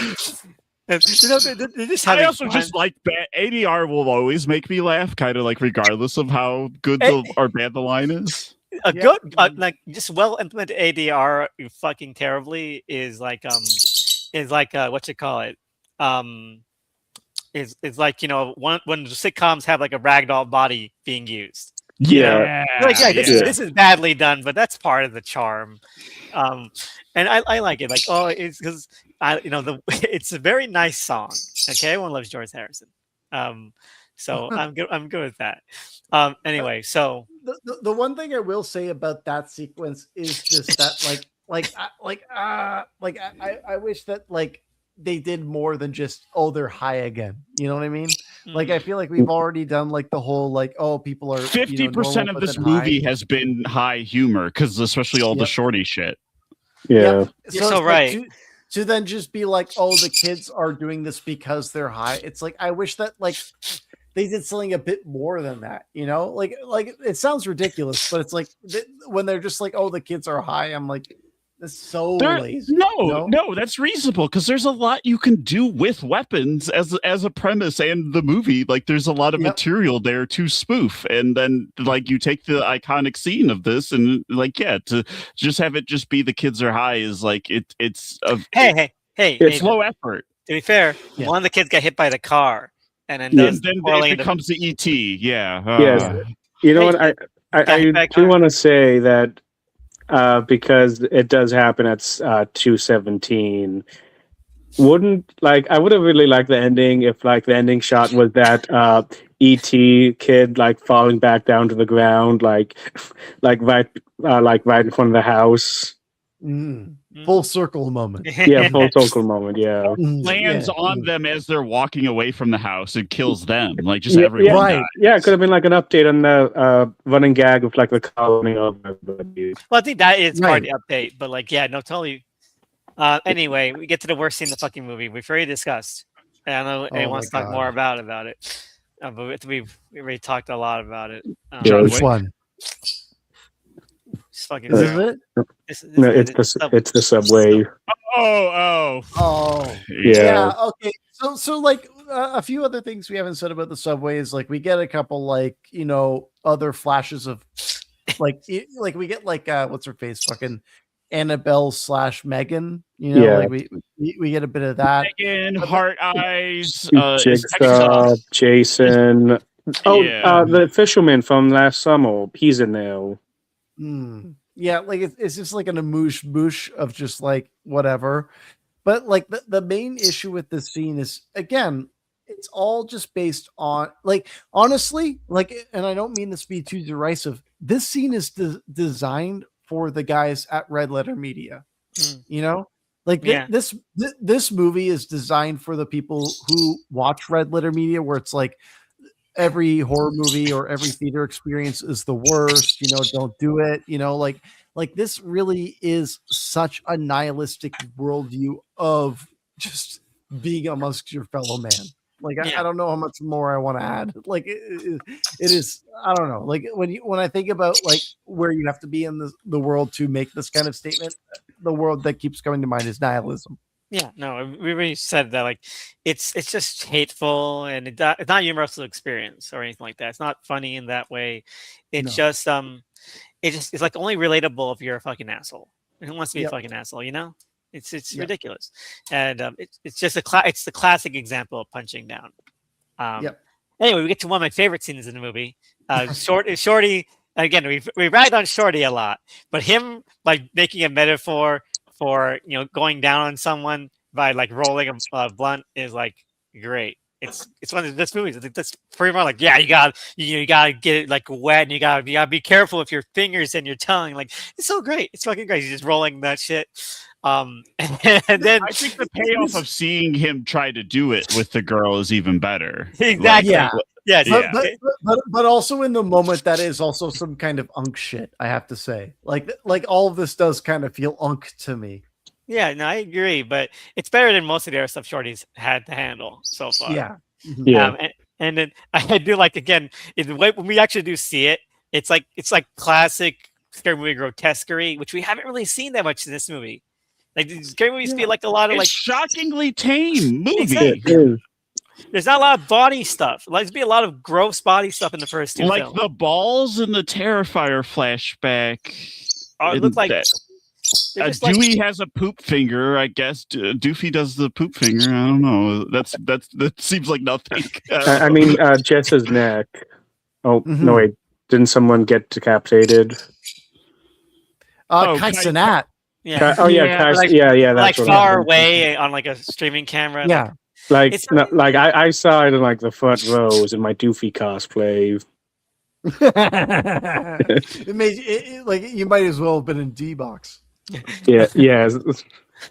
Anyway, if so they were cowards, they would have had not Jack Quaid get Kurt. Get Charlie Yeah. Kirk. Yeah. Counting was or in not counting Ghostface violence. yeah. So Well, I do anyway. I do like that we see like the rolled up vagina. It's great, and also it just feels like something about Mary when we see the Franken beans. It's like that's the kind of like, oh, okay, this is old school. You're like in your mind, you're like, how bad is it gonna look? And then you see it and it's bad. You know, like Yeah, that's yeah, that's classic like juvenile gross out humor stuff. Exactly, Farrelly Brothers, 101. I'm glad of it. And then like, oh, now it's time to hit it, and he puts out like a like a cigarette lighter. It's so When he good. lights it, it's good. When he lights it, it's funniest. Yeah, Greg Wayans. Let's get him in the next one if they make a next one, which they shouldn't. But, anyway, again, disconnected bits. We get the rest of the Sinners parody where they're dressed old timey for some reason. There's no reason to do this bit. Like you could kind of justify Sean in the earlier Sinners thing, but this one has. I mean, whatever. I like the why only half gay, but like, yeah, why? How do we get here? Exactly. Apparently, again, the reshoot as well. The original joke that they filmed was that they arrive in blackface, trying to sneak into the house. I heard this. I heard this. Yeah. And you know what? They should have done it. Yeah, like for that, it would make a lot more sense because I believe like another reshoot scene. They mentioned Tuesday left for an Halo there, but Tuesday has been in the hospital throughout like most of the movie. Okay, so I know you said you didn't watch any of the Screams, but that was a joke like- because that happened in Scream 5. Like I get it, it's a joke at Scream 5, like it's the most plot device, but again, like what I mentioned with like Scary Movie, like you don't need to watch Scream to understand like Right. most of the jokes. You're right. And again, I don't mind it because I don't like Scream 5, and I like that it's fake offensive. But you're right, it does take you out of it. That has to be like, okay, remember this scene from the movie? Because how long would that take to set up within this movie? Like a second, you have a scene of like you'd be like, "Oh, my inhaler," and then you could mine that for comedy of like how dumb that idea is, and then like because like that's just a joke you're throwing away. Yeah, just cut out the Candyman scene. You get there is no reason for it. Personally, like No, I seriously, mean, there isn't. technically there is a reason because you see Shorty's hand is still messed up from the high five.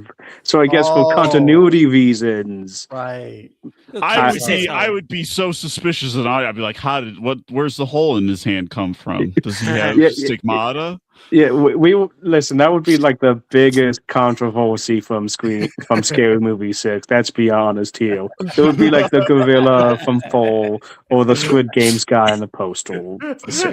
yeah, actually, because like I heard about some of that. Like, why did they cut out the Squid Game stuff? Because like this movie is only like what 125. You know what I'm gonna No, say? 135. You know what I think? 135. In my hypothesis, I think that they realized, and I think I'm just giving them some credit that they probably don't deserve, that focusing on whatever structure they had was better than stuffing more shit in. So they tried to cut out as much stuff that wasn't necessary as possible. Obviously, leaving in as much Marlon stuff as they could. and then just to like streamline it more. That's my guess. Or they maybe even for them there was just too much racist Asian jokes in the Squid Games part, and they were just like, I guess skip it. I mean, because they are really bad at that in like all of their previous movies. Yeah, like not even the reference to the K-pop Demon Hunter part. So I continue. Yeah, Right. like I do want to say, like, I wish they just kept the smile 2 gag because of Cindy being chased and being like, "I'm not cleaning those meals. Please clean them up. Clean them up." Like, I feel like some of Cindy's best parts are in like the cut clips from the trailers. It seems like she had more to do separate from everybody else. And then, of course, if you tried to like keep things consolidated, those would be the first to go. So she's like, "No, we gotta keep all the shorty stuff though. Like, we can't cut any of that." So we got Kai Cenat. We got Kai Cenat. We gotta keep him. Let's cut the reason that this franchise is even a franchise. Let's cut out Anna Faris stuff. Yeah. Well, actually, we're like, I don't want to jump too far ahead, but like, when we enter the third act, this movie starts to become something different, and this starts to become something very similar to Scary Movie 7. And what I'm getting at here is that this movie gets very vindictive. This movie gets like very like, I was surprised that it was gonna litigate 3 and 4. I was like, we're doing this right now. Yep. I was shocked. Sorry, I don't want to jump ahead, Elvis. We're barely there. Like 15 minutes left of the movie. Anyway, you take the wheel. Sorry, go ahead. All right, so Cindy's kids and her friend Jack Quaid sneak into the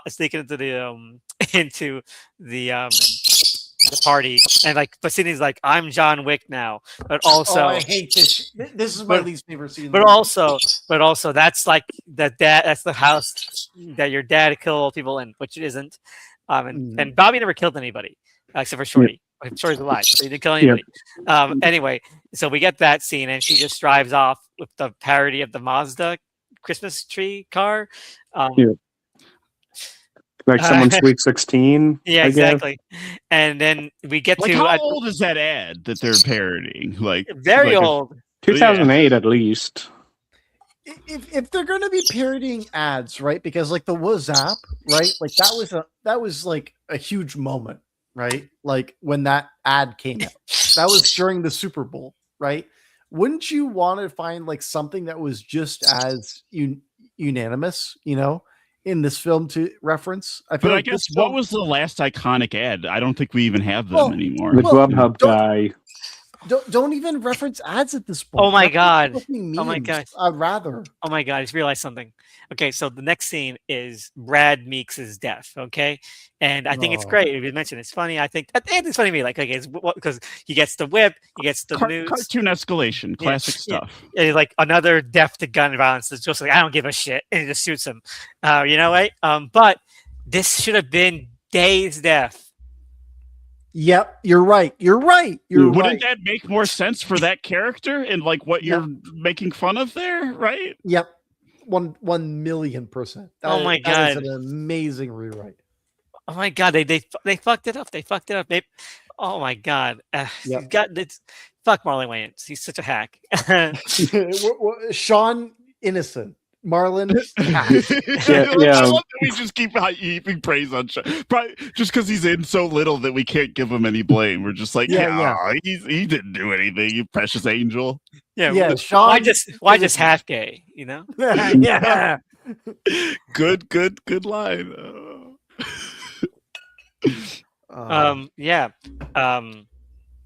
So they get to So Ghostface sneaks into the Halloween party and starts, and makes the third act. And it's Scream 5 again. Okay, like, who could the killer be? And then we get the Mikey Madison thing again. Mikey Madison thing again, right? Yeah, I felt like they could have the instinct to make fun of the Welcome to Act 3. I understand, but like the joke itself is just you just have them be like, huh? I feel like you go further with it.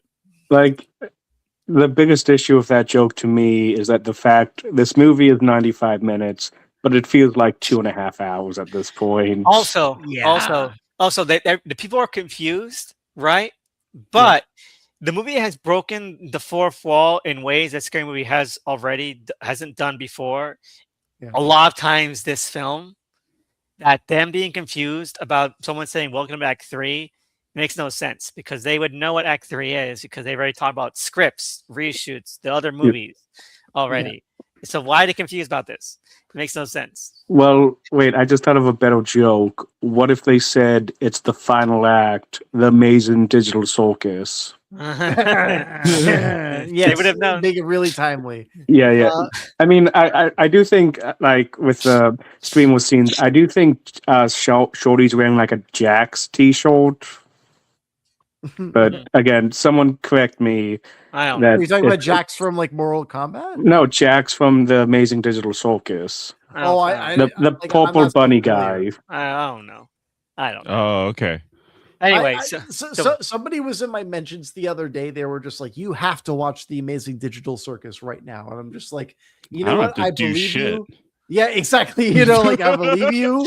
It's like I'm sure it's good, but it's like, like with this attitude, not right now. You know what I mean? like not right now. I don't have to do shit about dick.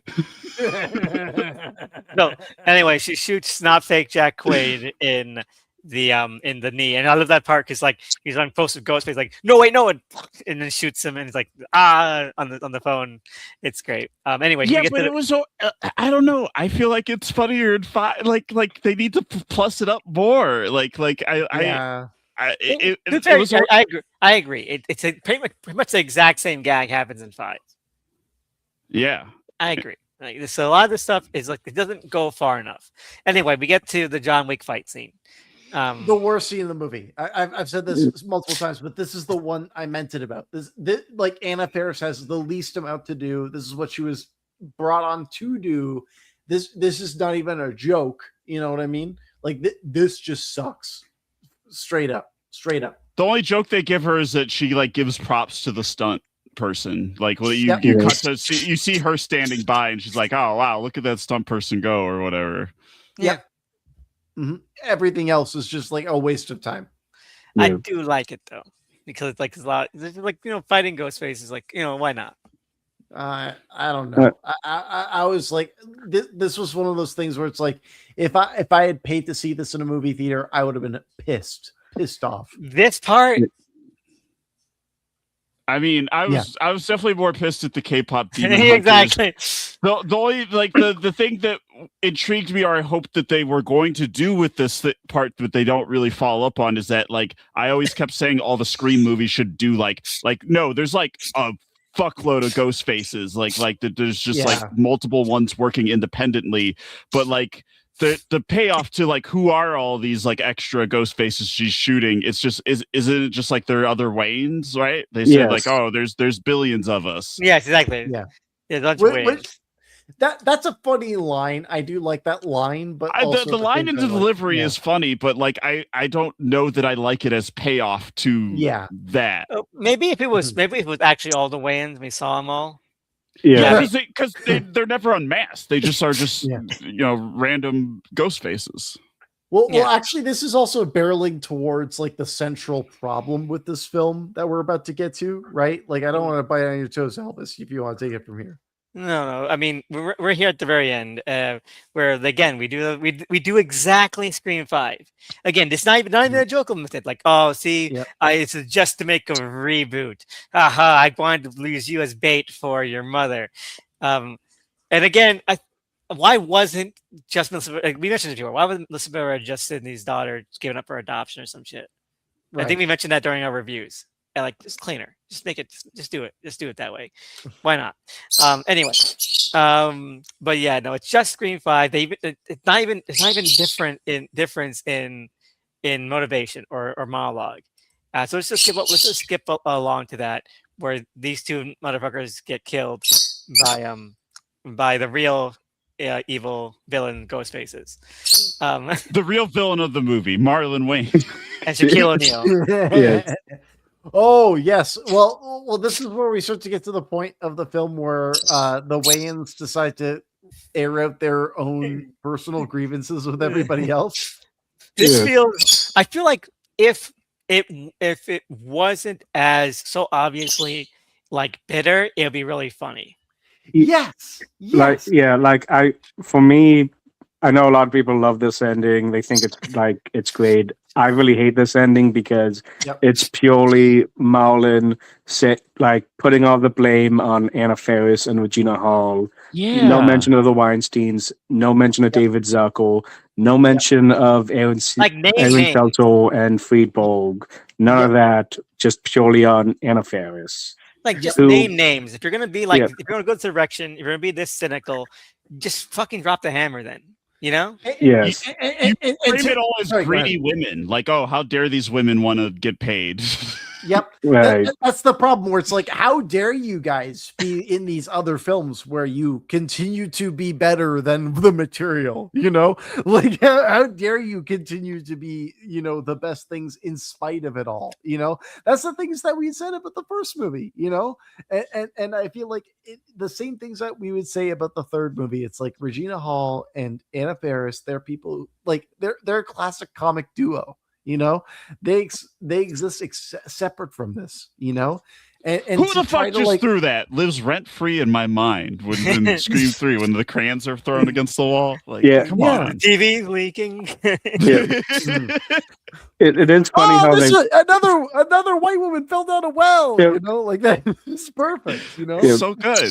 It is, So and I will say, I do like one of the jokes at the beginning of the sequence where like you're FBM's like, it's me and Kevin Hart, and then like he opens up by Shaquille and he gets up like, it's just me. Kevin Hart didn't want to do this, but yes, it's true. On my knees, I'm the same height as Kevin Hart. And the joke about him doing anything, Kevin Hart doing it, is a fun bit, but like that's the more playful tone, which you can feel the difference between that and then when it's, you know, directed towards Anna Faris and Regina Hall, then it's like it feels nasty. Yeah. And then let's pedal back for a second. What was I just saying before? Kai Cenat and Kevin Hart are besties. Kevin Hart is currently involved with that whole gambling shit I was just talking about before, right? And speaking of which, gambling and Twitch and, you know, live streaming are specifically interlinked. If you wanted to call out Kevin Hart for not being in this movie, if you wanted to call out, like, you know, streaming culture and all of that stuff, you would talk about gambling. And this movie specifically does not talk about gambling. Yeah. This is a very specific, like, hang up I have because I know so much about this stuff. But like at the same time, it's like if they're going to do all of this, it shows that they know this much. But the reason they didn't say anything is because they know this much. Right. Yeah.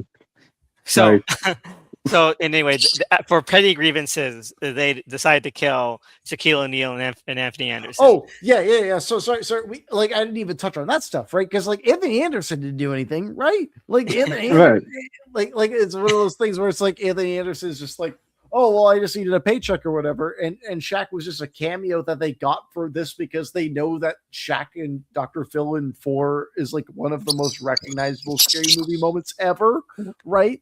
Like they're trying to like launder that bit through the Wayans prism now, and it's like, what is this now? Right? Like what? Like now it's like the moment that was like one of the most memorable in another movie now needs to kiss the ring of this movie, and this one it's a lame callback to because they make fun of Kazam in the original movie. They like and that's what they say before they stab. Like a lot of the callbacks to the first one are pretty weak because there's also like a Diddy Puff Daddy joke, which was, you know, Brenda says something about that in the original movie, and then they say like, oh, that joke aged poorly, and it's like, well, yeah, also this joke of the joke aging poorly is bad. So well, if anything, that joke actually aged well. Like is the strange thing, you know what I mean? Right. Yeah.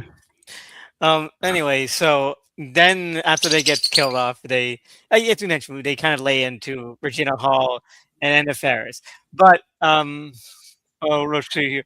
And it feels like a bitter X. I just have to say. It does. Now I will say one thing in its favor, and I'm trying to be charitable possible because it's just a really people are being too kind to this ending. I agree. I want to believe that the very final punching point of this ending is satirical, but it's not.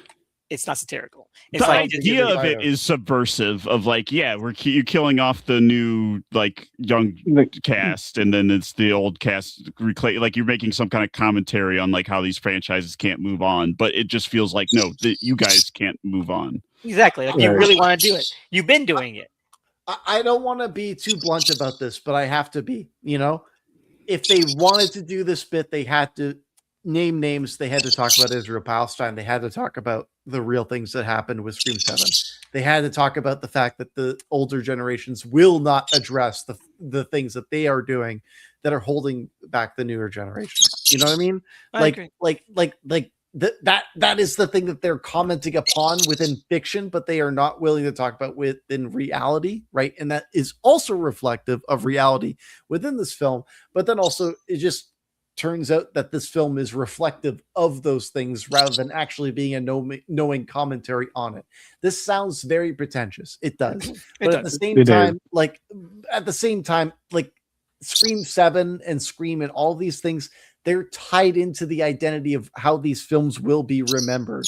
And this film, in how it's tying itself to the Scream franchise, is choosing the opposite off-ramp. Yeah, and again, I feel like that if it was trying to be like a take on that idea, then that'd be great. But we just spent like 5 minutes really kind of honestly opening the wound by Marlon Wayans. So it really does be like, no, this is not meant to be like a pointed take that at Scream 7. Yeah, it's meant to just be Scream 7. It's meant to be it, you know? Right.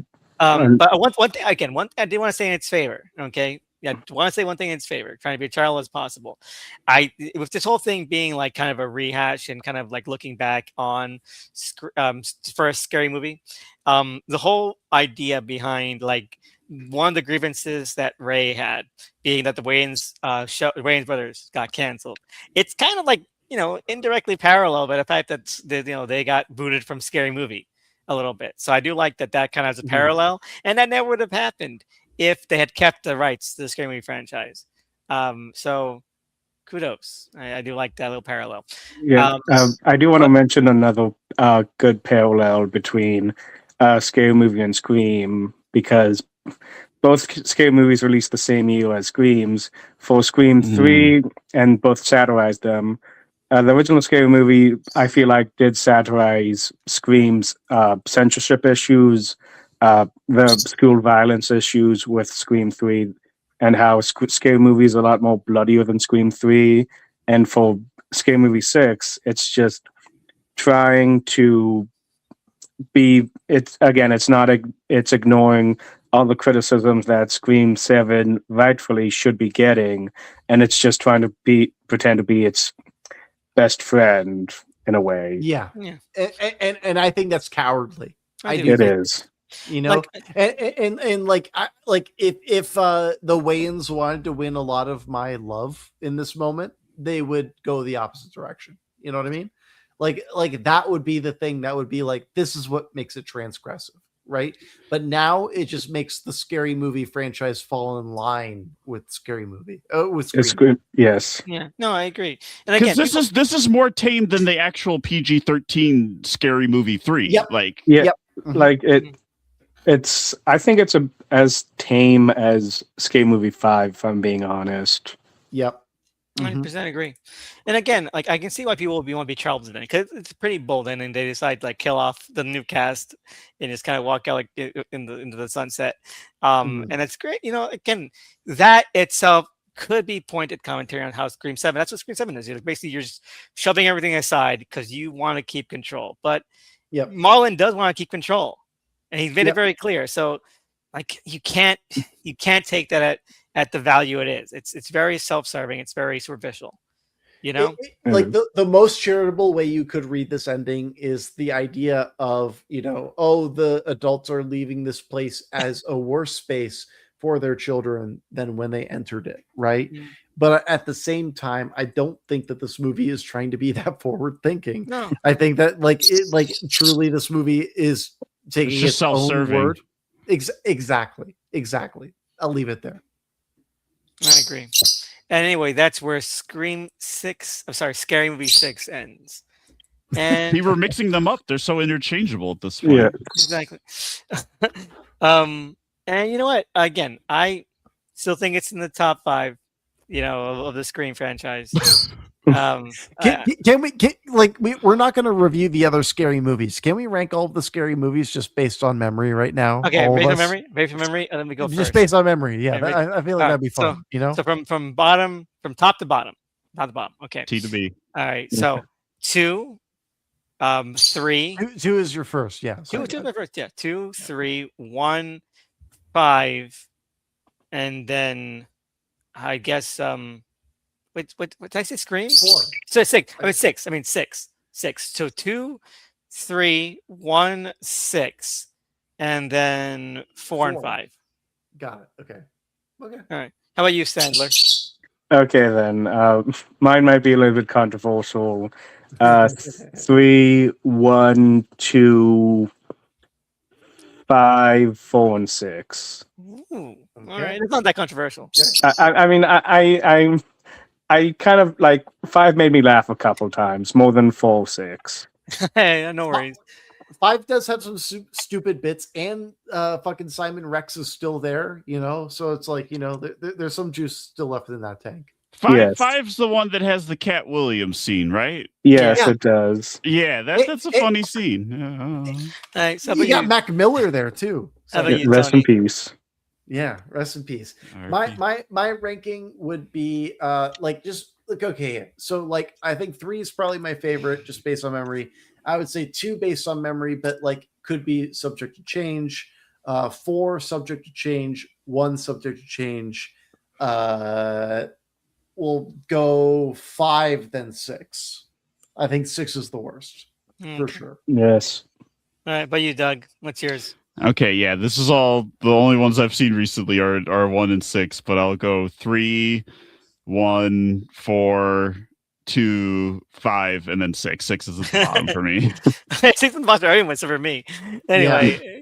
There's Right. just very little that I'm gonna take away from this. Even though the other worst ones have like some bit that I'll remember or that like tickled my fancy, but like even the parts that I chuckled at in this one they're gonna leave my brain pretty quickly. So this is like backwards. It's just gonna grow with age. You're like, okay, I see now. Anyway, so I'm so glad we could get this done. I have to get going, so I'm not gonna do a little roundup right now. Sure.